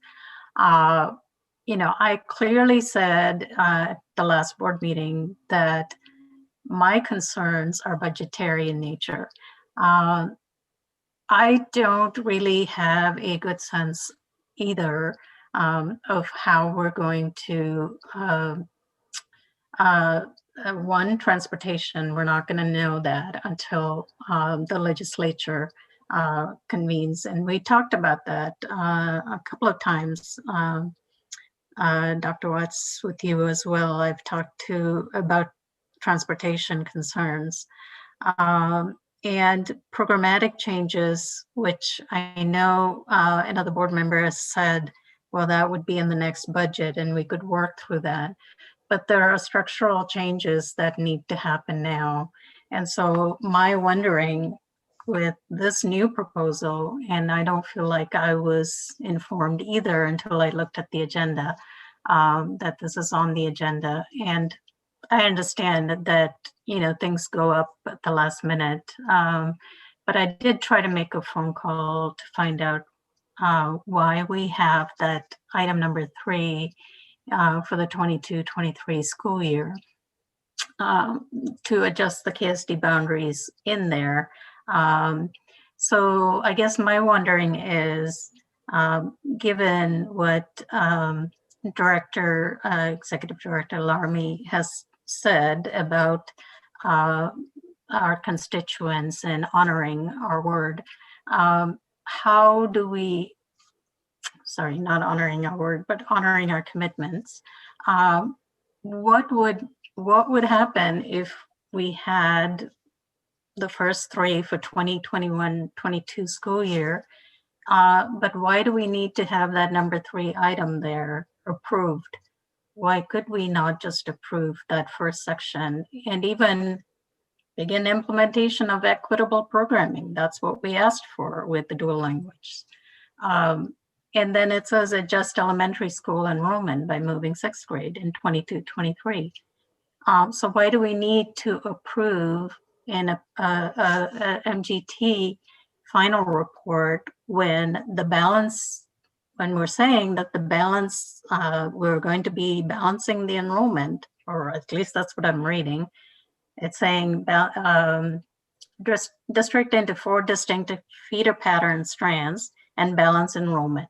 So are we saying that we could balance enrollment differently, or are we sticking to the proposal itself?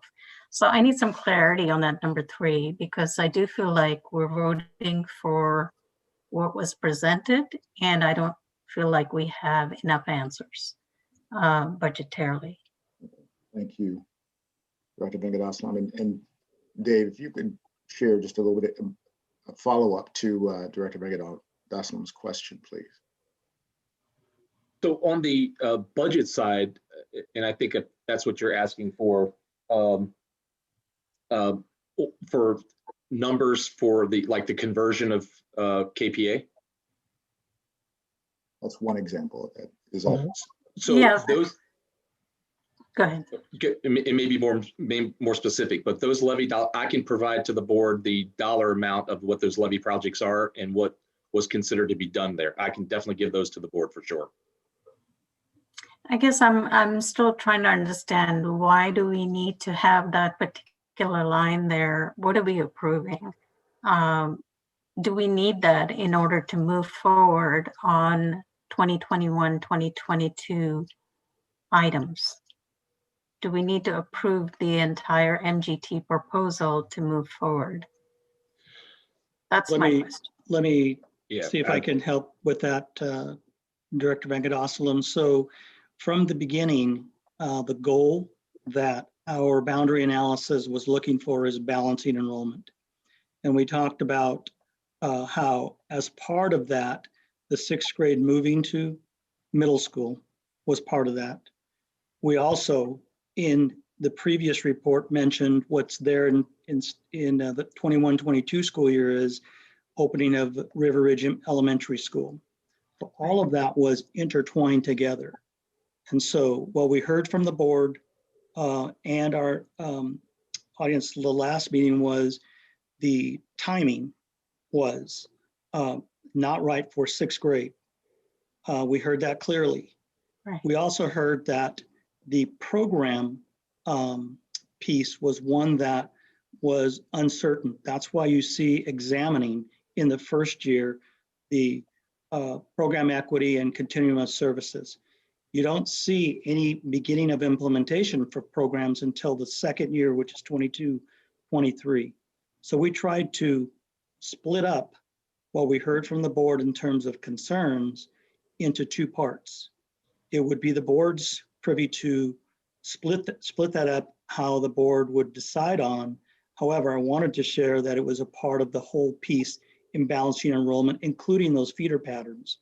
And so that's what I can share. That is why that is there in the 2nd year, because it's a part of the overall future of where we're headed in terms of nesting, our feeder patterns, and alignment to our goals. I follow that, and I guess my wondering still is, why are we voting on it today? Can we move ahead in the first section without voting on 22-23 today? That would be the board's privy. We put it out based on what we heard in the last meeting.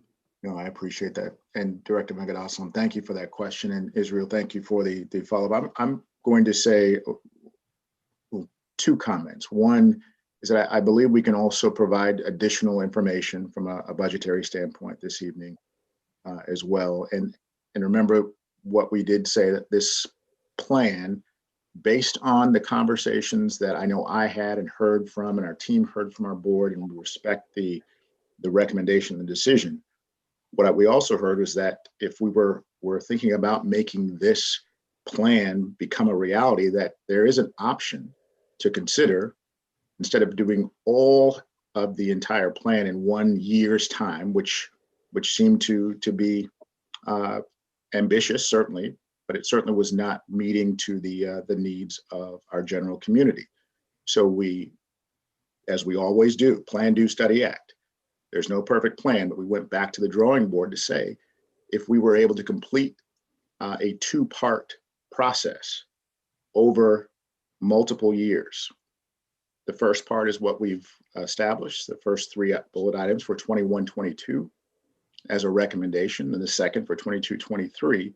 However, if that were to take longer, it may in fact be the case. And so an option could be that the board could also review the first section as a separate entity and could actually agree to make an amendment and vote on that as a single project.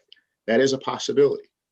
Before we go further into that, I do want to also provide an opportunity for a budget and finance team led by Ben Rare to share some insights on some of the conversation that Dr. Harmon and I and Ben and I have had over the last several weeks about the overarching expenditures that might be associated with the cost associated with this process. So Ben, if you would share your thoughts at this time, I'd appreciate that. Sure. Just that much of the last half an hour has been kind of focused on budget and not having a comprehensive. So I wanted to share with the group that with Dr. Herman, I did do a sort of item by item, event by event, move by move analysis as best I could to kind of identify which of those would have a ongoing cost and what that cost would be, and which of them would have a one-time cost and what those would be.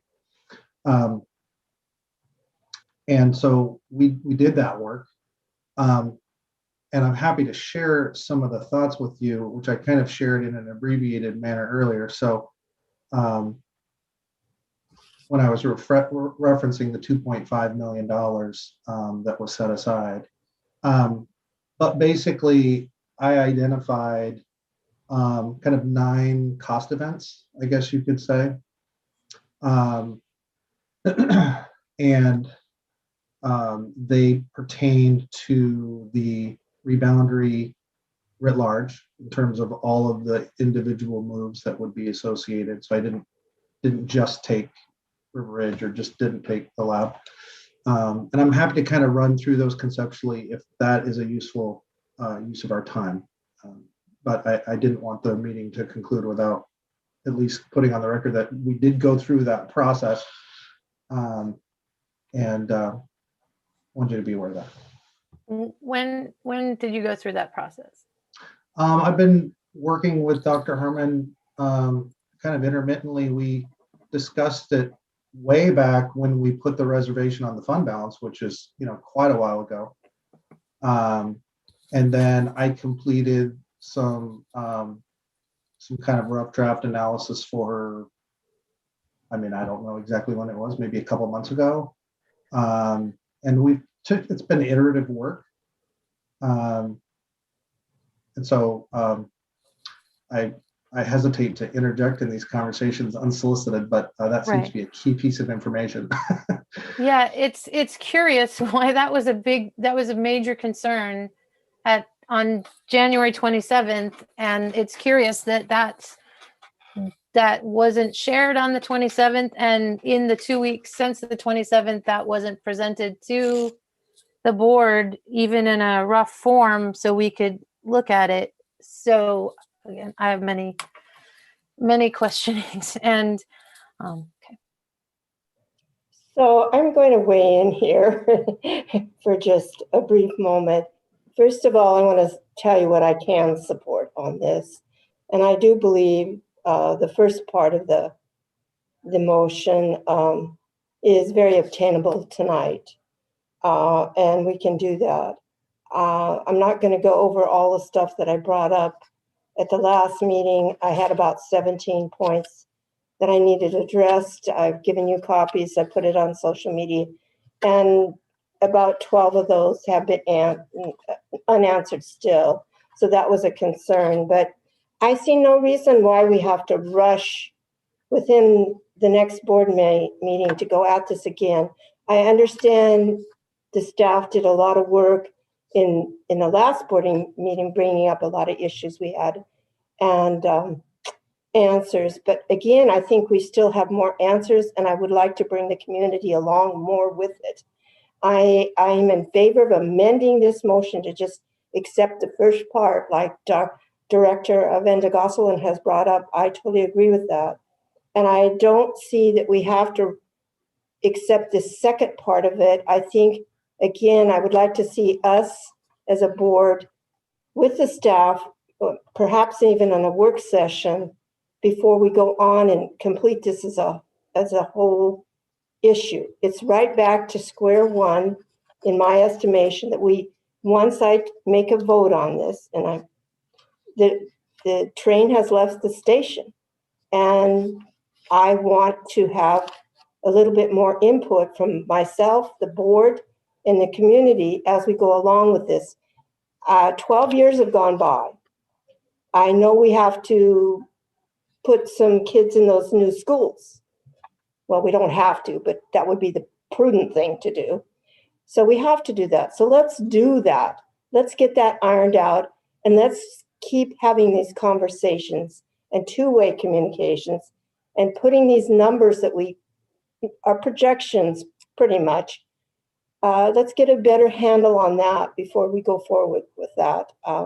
Again, I realize all the work here. I realize how it's important to get this thing just going down the track, but I think we can cover what we need to do, and we can bring this along a little bit more with a little bit more attention to detail.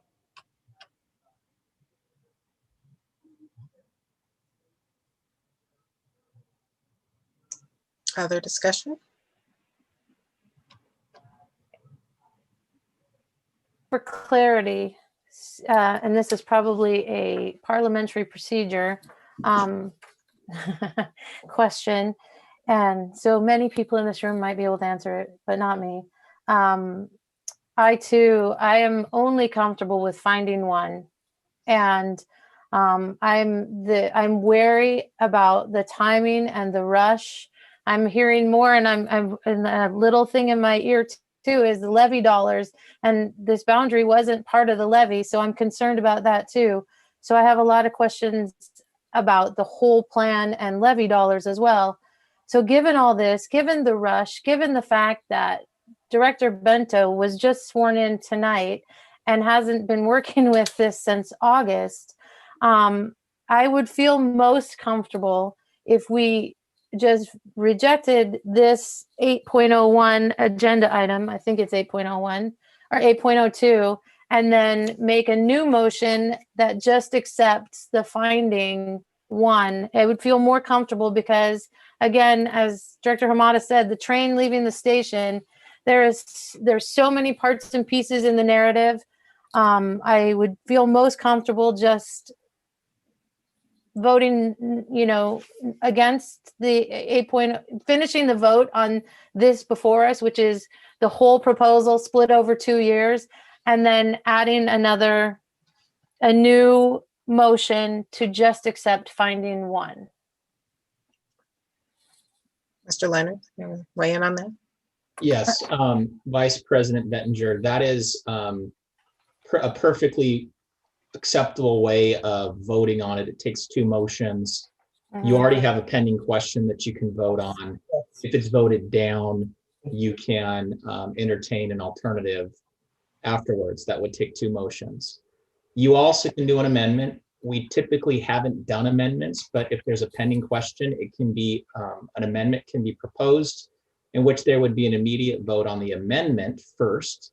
And if the amendment passed, then you would vote on the question, which would be the amended question.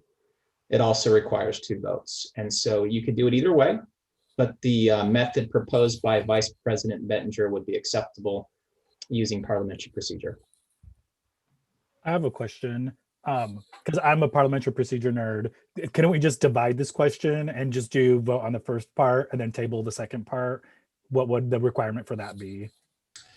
We haven't done that. You certainly can. We use generally, I would tell you that we typically don't use the table just because we usually try to vote on the matter at hand. We haven't used tables traditionally in our use of parliamentary procedure. And so I don't know if I have an answer to whether or not that would be acceptable, but honestly, it's really up to the board how you want to proceed, but we typically haven't used the table.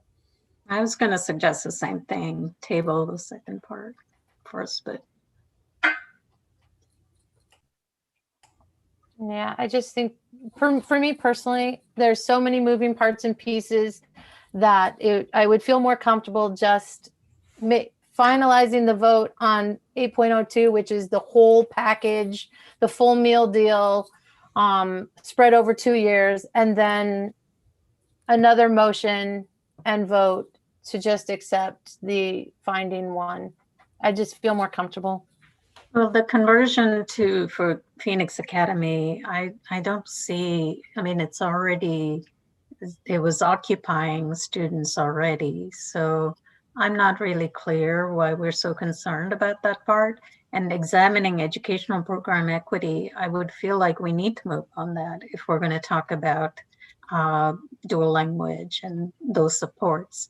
So I feel like those 2021-22 year, all three of them is achievable. And number one is absolutely essential. So I don't know. I guess I feel like that first part, there's nothing I can disagree with. And in fact, even 22, 23, the first two part we agreed on. So I'm not really sure why we're tabling everything but finding one. But I'm comfortable voting for the 21-22 school year section.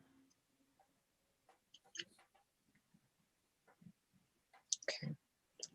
So, what will President Daniels, I call for the question. Okay.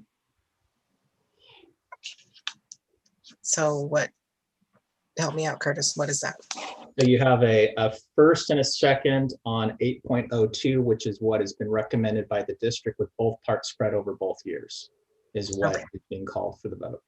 So that's what I was going to say. You call for the vote is what you mean. Is that what you're talking about, Director Hamada? I'm not sure when you say you call for the question. I don't know what you're referring to. That's the vote. So then, okay, well then I'll call for the vote. All those in favor of approving agenda item 8.02, the boundary analysis final report recommendations as presented, please indicate by raising your right hand and saying aye. All those opposed, please indicate by raising your right hand and saying no. No. Any abstentions? Okay, so the motion fails. Now, I'll entertain a motion to adjust the boundary analysis final report recommendations to, well, I guess the motion would need to say we would approve the action items for the 2021-22 school year. Is that what we're looking at now? Yeah, okay. I'm just looking it up for myself so I can see it again. Let's make sure we get that up. I can read them for you. So it. Yeah, I see it. I see it now. Thank you, though. Okay. So the three bullets, which would include number one, adjust the boundaries to the 7 elementary schools, which is also known as the Finding One map, which you referred to. Number two, beginning conversion of the current Phoenix Academy, Canton Mountain View Academy building into a middle school facility. And number three, examining educational program equity, alignment, and continuum of services. So is that what we're comfortable? There would need to be a motion to approve those three items, the action items for the 2021-22 school year and the proposed boundary report recommendation. I so move. Is there a second? A second. Okay, is there any discussion about this part?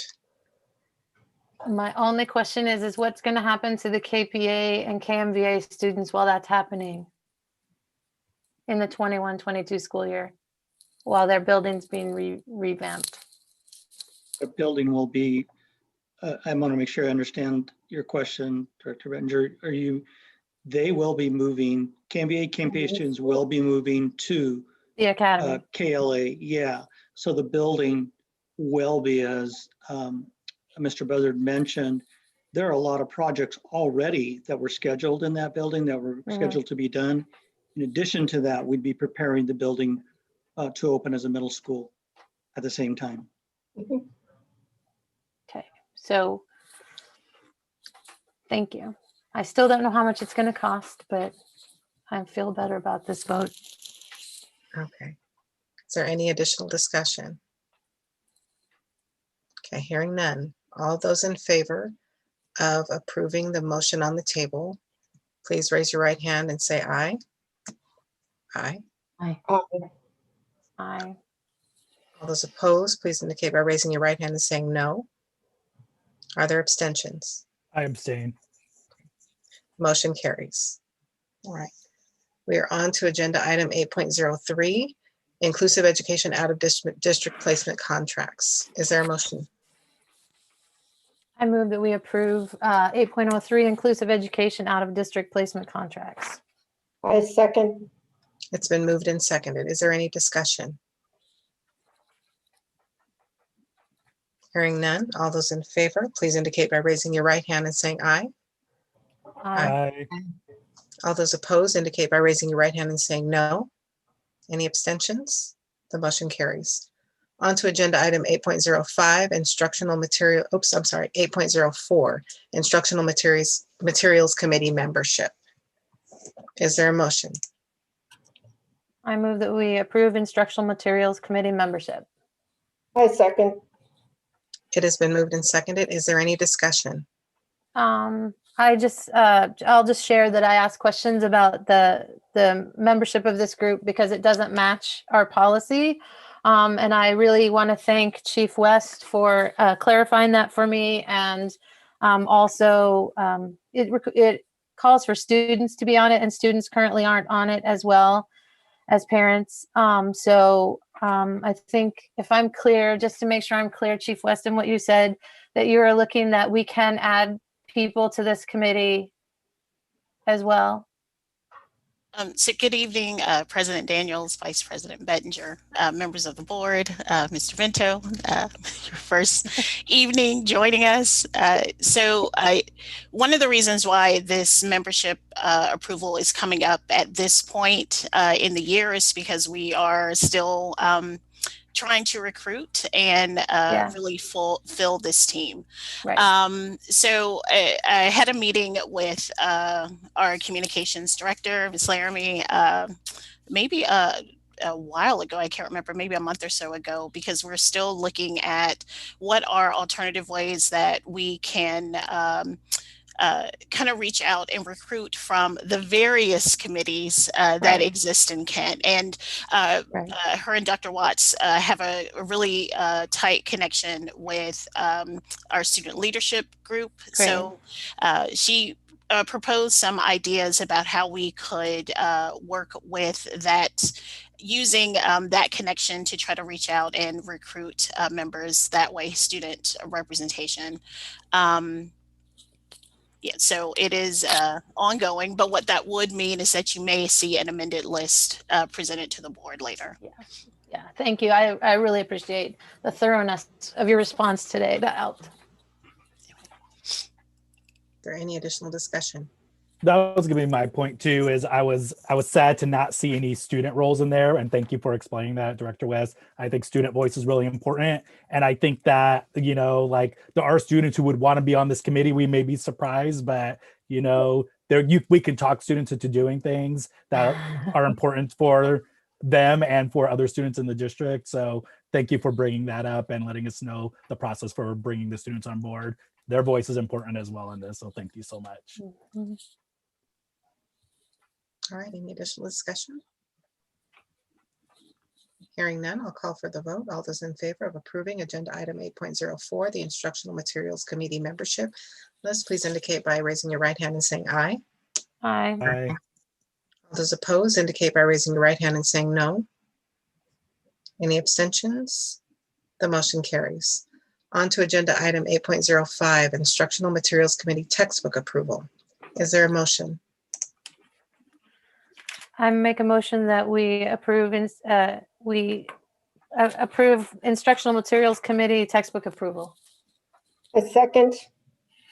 Okay, it has been moved and seconded. Is there any discussion? I have a question, or maybe it's part of discussion.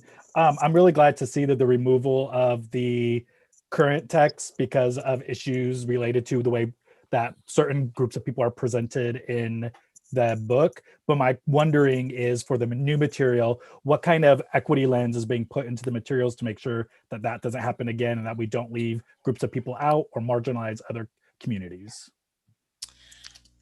So again, good evening, board. And I'll kind of start a response in some of the work that we're doing in teaching and learning currently.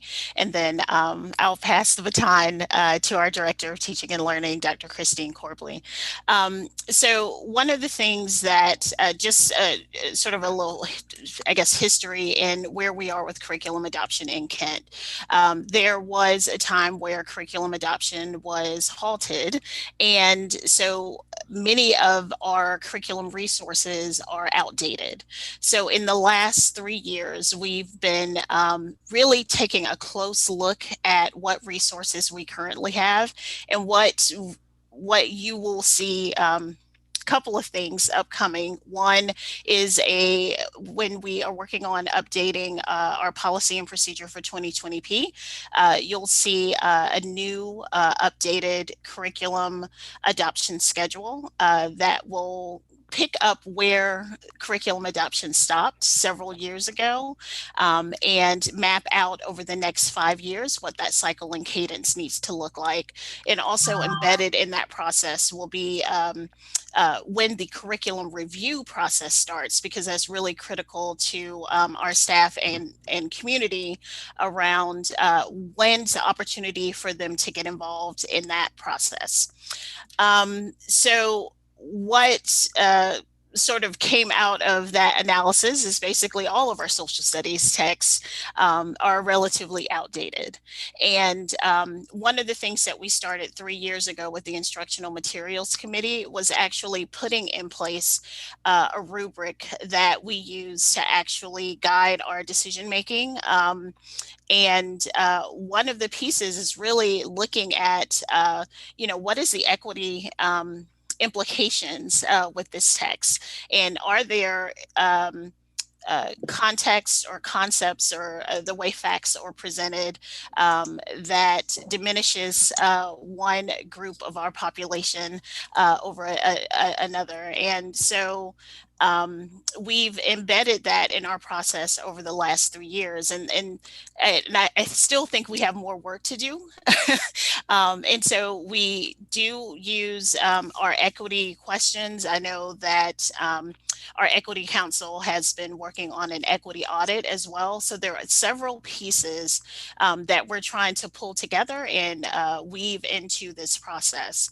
And evaluating materials is, of course, just that first step, but really ensuring that that the values that we believe, with equity and inclusion is embedded in our professional development, in our curricular resources, and really how we have conversations about the work that's happening in our schools. And I wanted to invite Dr. Christine Corbley to share any additional context that might be helpful. Good evening, President Daniels and directors, Dr. Watts. What I would add to the conversation is that the Instructional Materials Committee reviews the materials and has an equity component, but we also in our instructional materials review, when teachers are reviewing the materials, are using the anti-bias rubric provided by OSPI to evaluate all of our curriculum. And we've also adopted portions of NYU has developed an anti-racism rubric to evaluate curriculum, and we are using components of that to evaluate all of our curriculum. We're really committed through our work to ensure that our students see themselves in positive lights in all of our curriculum resources. And so I've really worked to develop rubrics that we can use in every one of our content areas prior to IMC even seeing the curriculum resources. And those are reviewed by teachers with content area expertise expertise as well as our content experts at the district office and community members, and we're committed to students actually participating in that portion of the review process, not just the IMC, and seeking their input on the curriculum and how they see themselves or don't see themselves, as the case may be, in the curriculum that we are going to be adopting here in the future. Can I ask a follow-up question? I don't know if it's contract like KEA or for classroom teachers. What's the policy procedure surrounding supplemental materials and teachers being able to use supplemental materials? I worry, I'm hoping that there's a right answer to this, that people have been using supplemental materials if the curriculum is marginalizing groups of people. So do you want to take that? You can take it, Ms. West. Okay. And absolutely add on. It's really interesting that that you pose that question. One of the things that is in KSD's policy around supplemental cursory and intervention materials is that it at some point all works its way through IMC for approval. The only way that materials can be supplemented is with if the school decides to adopt a classroom library, the principal has the opportunity and right to kind of review and approve at that level. If there's cursory materials basically that are being used for a shorter period of time, and it's not supplanting the curriculum, the approved curriculum resources, then that's approved at the building level. So for supplemental and how it's defined in our current policy, it does have to go through IMC for approval.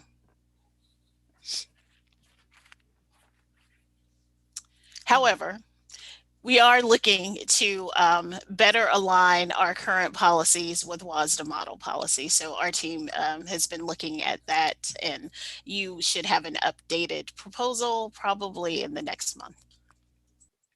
Thank you for that.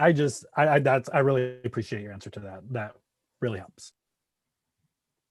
Thank you, and I appreciate that too. And I do, having some experience with the anti-bias from the anti-bias materials review from OSPI. It's not so much for me. It focuses on what's not there, and I'm very interested in what's there.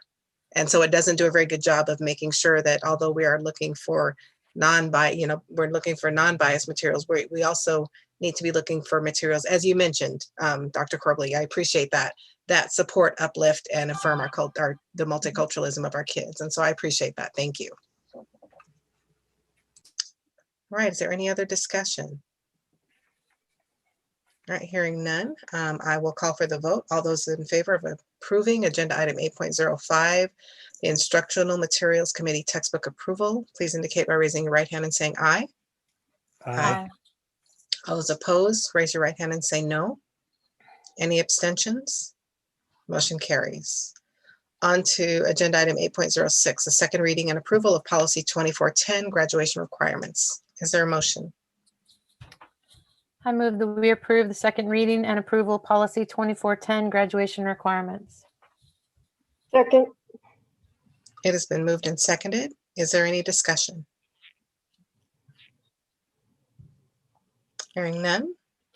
All those in favor of approving agenda item 8.06, the second reading and approval of policy 2410, graduation requirements, please indicate by raising your right hand and saying aye. Aye. Aye. All those opposed indicate by raising your right hand and saying no. Any abstentions? The motion carries. On to agenda item 8.07, the second reading and approval of policy 5001, hiring of retired school employees. Is there a motion? I move that we accept second reading and approval of policy 5001, hiring of retired school employees. Is there a second? I second. It's been moved and seconded. Is there any discussion? Seeing none, I'll call for the vote. All of those in favor of approving agenda items 8.07, the second reading and approval of policy 5001, hiring of retired school employees, please indicate by raising your right hand and saying aye. Aye. Aye. All those opposed indicate by raising your right hand and saying no. Any abstentions?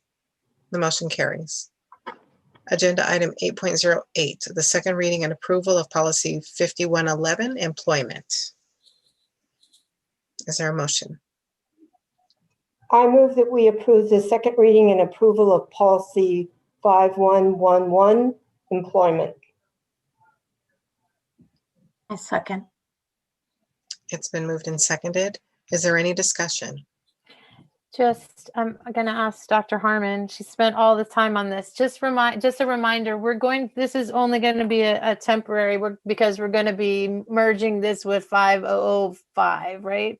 Right. So this is right now a KSD numbered only policy. Right. And WASDA model has another number that would address some of these concerns along with some other issues. But until we get to that point, this allows us to keep our legal references and other pieces updated until we get there. Yeah, that's what I was just like. It just struck me just a few seconds ago that I was like, I think this is the one. Thank you so much. Yeah, we should clarify to the public that this was a whole discussion on a Saturday. Yes. Yeah, it was a long discussion. We're not coming up with yes or no out of the blue. No, it's just to cover the legal references till we can combine them. Yeah. Right. Any additional discussion? Seeing none, I'll call for the vote. All those in favor of approving agenda item 8.08, I'm sorry. Yes, 8.08, policy 5111, employment. Please indicate by raising your right hand and saying aye. Aye. All those opposed indicate by raising your right hand and saying no. Are there any abstentions? The motion carries. On to agenda item 8.09, the second reading and approval of policy 6700, nutrition, health, and physical fitness, formerly nutrition and physical fitness. Is there a motion?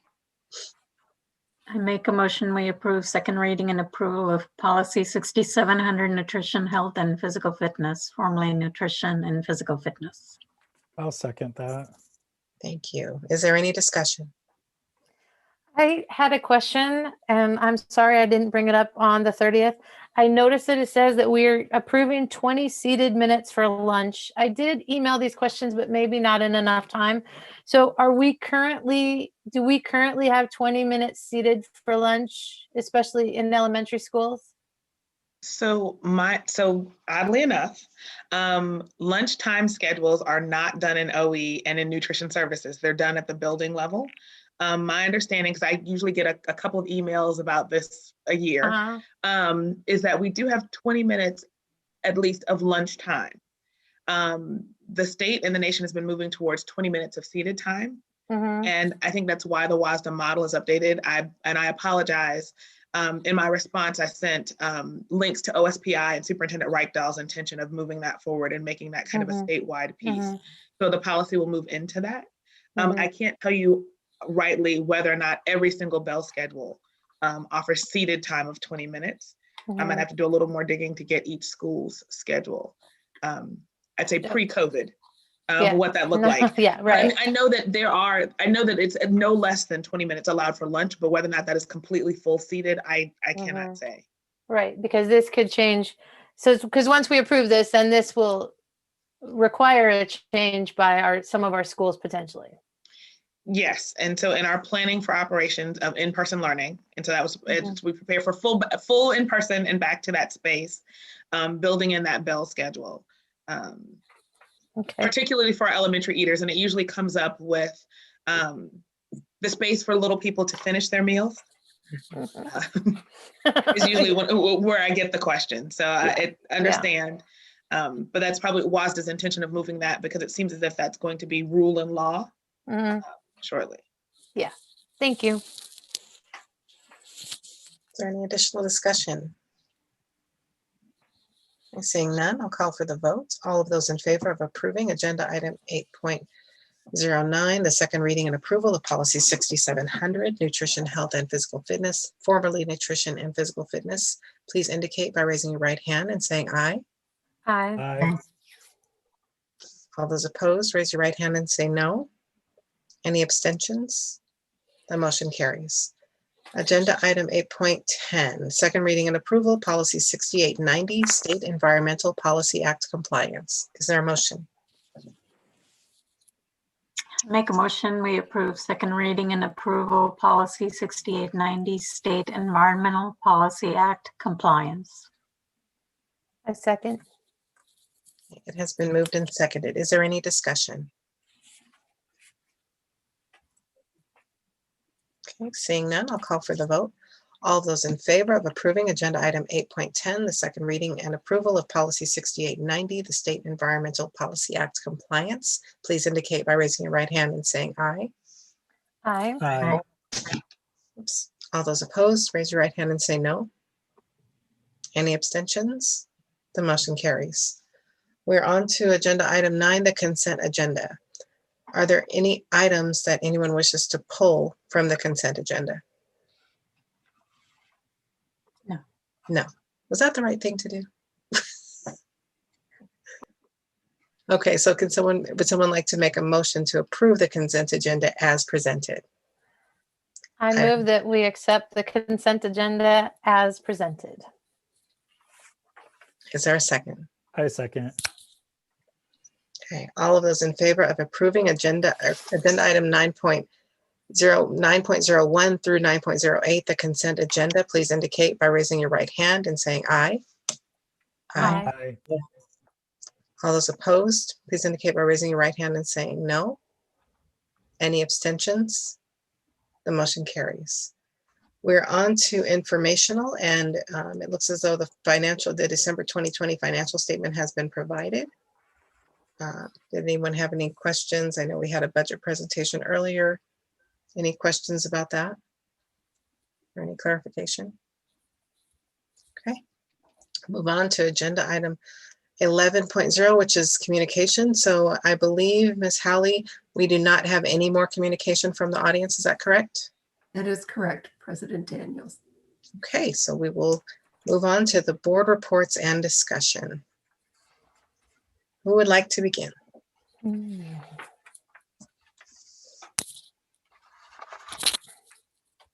I'll make it quick. I appreciate all the work everyone's done on the boundary. Thank you. And I know it doesn't feel like when we ask questions that it's appreciated, or we don't realize the time involved in that. I also want to thank Karen, Miss Howley, for all the work she's done for the board interview.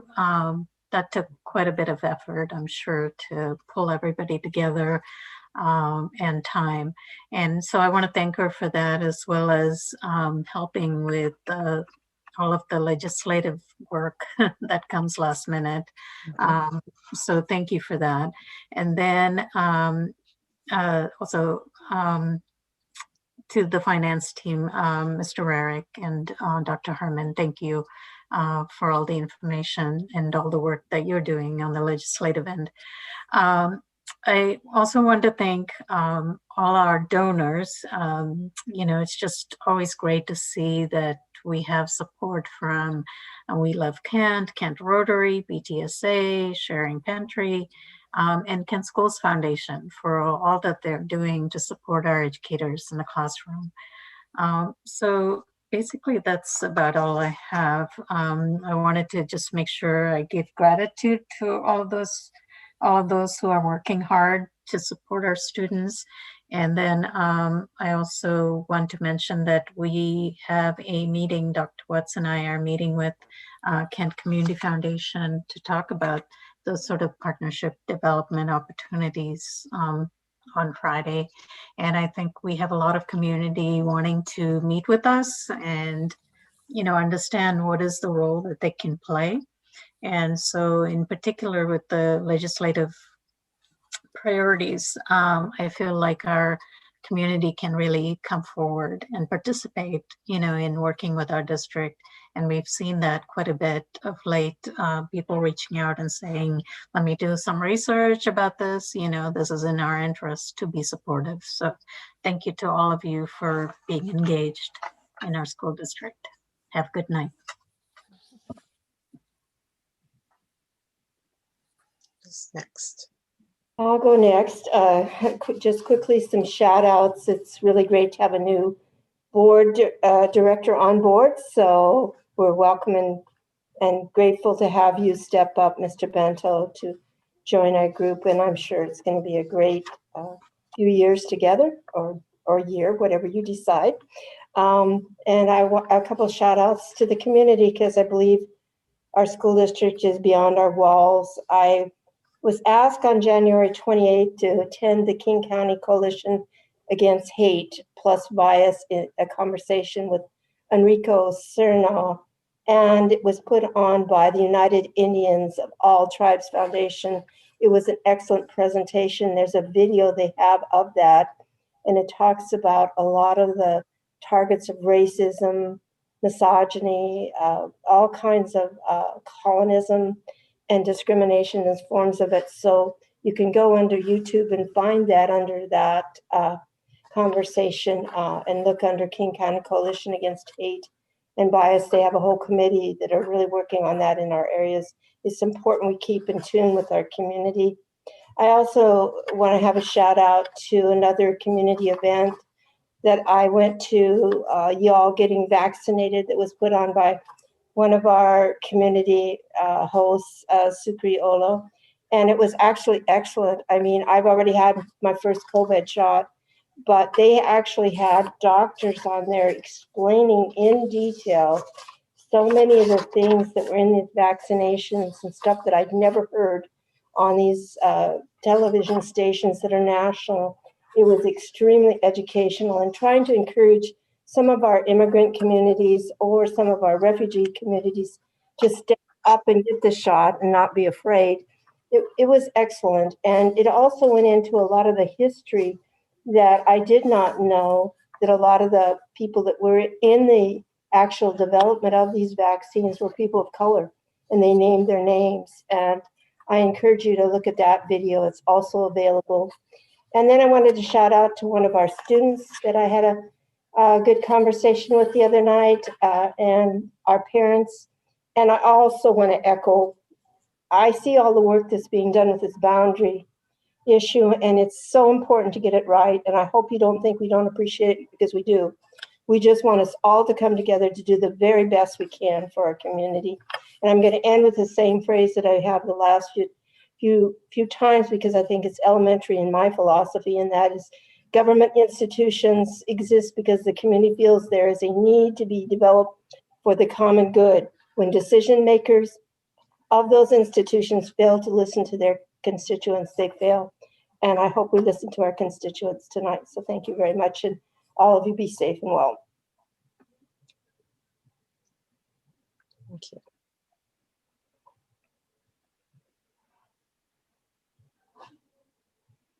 I'll go. First off, going all the way back hours to the school improvement plans. I really appreciate Principal Johnson, Principal Radford, Principal Thatcher, and Principal O'Connor, plus all the staff who presented to us. It's really exciting to hear what's been going on and what supports are occurring for our students. It's exciting. I want to watch a class on the bridges to the math and things like that. That's helping our students increase their grad rates. So that's very exciting. And I am going to take Principal Johnson up on visiting her school. I hope I can do that virtually, or I'll put on a mask and go in. So I appreciate everyone. I know I ask a lot of questions, but this is very important to me. And clarity is important. Transparency is important. So I kind of echo what Director Hamada said. It's important to make sure we have all the answers we need, it's important for me to make sure I have all the answers I need, so I can be held accountable to our students first and their families, to make sure that the decisions that are being made will be equitable and also financially responsible. And, when given a choice, I'd rather err on the side of being more equitable and spending money in that way. So, I'm grateful to my colleagues who have put in all this time and effort. I'm grateful to our teachers who are still in remote learning. And I want to thank Dr. Watts and the district for moving on for the students who are interested in sports. Again, I am not a sports person, but I know that was important to those students and to their social emotional learning. And just want to put it out there that I'm anticipating I'm going to be submitting a request for a work session so we can have onboarding with Director Bento. I'm so excited that Director Bento's here. And so we can finish our protocol guidelines and we can just reach agreement on some things. So we haven't had a board governance retreat since before the pandemic hit. And look at some of how we're going to work together. And now that we have a full complement on the board. And also, I just want to point out that we did have a session for our to talk about special education and our students that was on the work session calendar. And I think it's somehow fallen off. So I'm asking for that again. And I just thank everyone who's been watching all night. And with that, I close. If I can I say a couple words? I want to Yes. thank everyone for their kindness and for reaching out. The staff I've been working with has been amazing. I think that was Karen and Irene. Have been really amazing. I'm just really appreciative of that. I also want to shout out the Kent Educators of Color, who came to the Rainier Educators of Color Network Conference, the Equity Conference last weekend. It was a great event. We heard from Dr. Bettina Love and other amazing speakers with the focus of making sure that schools are equitable for our students. I also want to shout out to the educators who are working really hard and the students. I know, as a classroom teacher, I see what my students are doing and it's challenging. And I know that students across the district are facing similar challenges. So I know that it's tough, but you got this. You got your educators and your administrators there to support you. I'm going to put this out there. I'm a health teacher. I teach IB, AP Psych. So for teachers who want guest speakers or want me to pop in, I'm happy to do that. I'm also going to offer myself to the CTE director if there's some advisory committees or something that you need me to sit on. I'm very big into CTE. I mean, it's what I teach. I really believe in it. So when I get my Kent email, whenever that will be, please reach out. Please do not reach out on my social media. Please just wait until I get my email. I know people are eager to chat, but patience would be great. And thank you for being eager to the community for wanting to reach out and talk to me. But let's wait a sec. And I appreciate everything that everyone has done. Thank you. All right, so I will be brief. I also wanted to extend a welcome to Director Bento and your first meeting, so you made it. And I also want to thank all of the other applicants and I with Ms. Hallie with all the work that went in. So we appreciate everyone that expressed interest. And so thank you so much. It was a difficult decision, but we were excited about the decision we made. And so we encourage you to continue to be involved and look for opportunities to do so. It's encouraged. Also, I'm looking forward to tomorrow evening. I believe I get to attend the Academy Winter graduation. So I'm looking forward to that. And I also, we've made it halfway through the year. So I want to thank all of the staff and educators that really put a lot into our students. The work that you do is appreciated and recognized, and we know it's a lot. As a parent with a child in the district she's doing fine, but I can imagine dealing with 20 so of her. It can be challenging. So I appreciate what you're doing and thank you. And we really appreciate you, everyone that has stuck with us. All of the staff, we appreciate everything that you do. I echo the sentiments of appreciating everything that has gone into the boundary work, and please know that it is appreciated. and recognized. So thank you so much for all that you do for our students and our community, and supporting other staff members. I also wish everyone a restful holiday break coming up. So hopefully you'll be able to have a little bit of downtime and enjoy family and do whatever fulfills you and gets you ready to come back and go back to work. So with that, I will complete my comments and our meeting is adjourned. Thank you. Thank you. Bye. Good evening. Bye. Bye.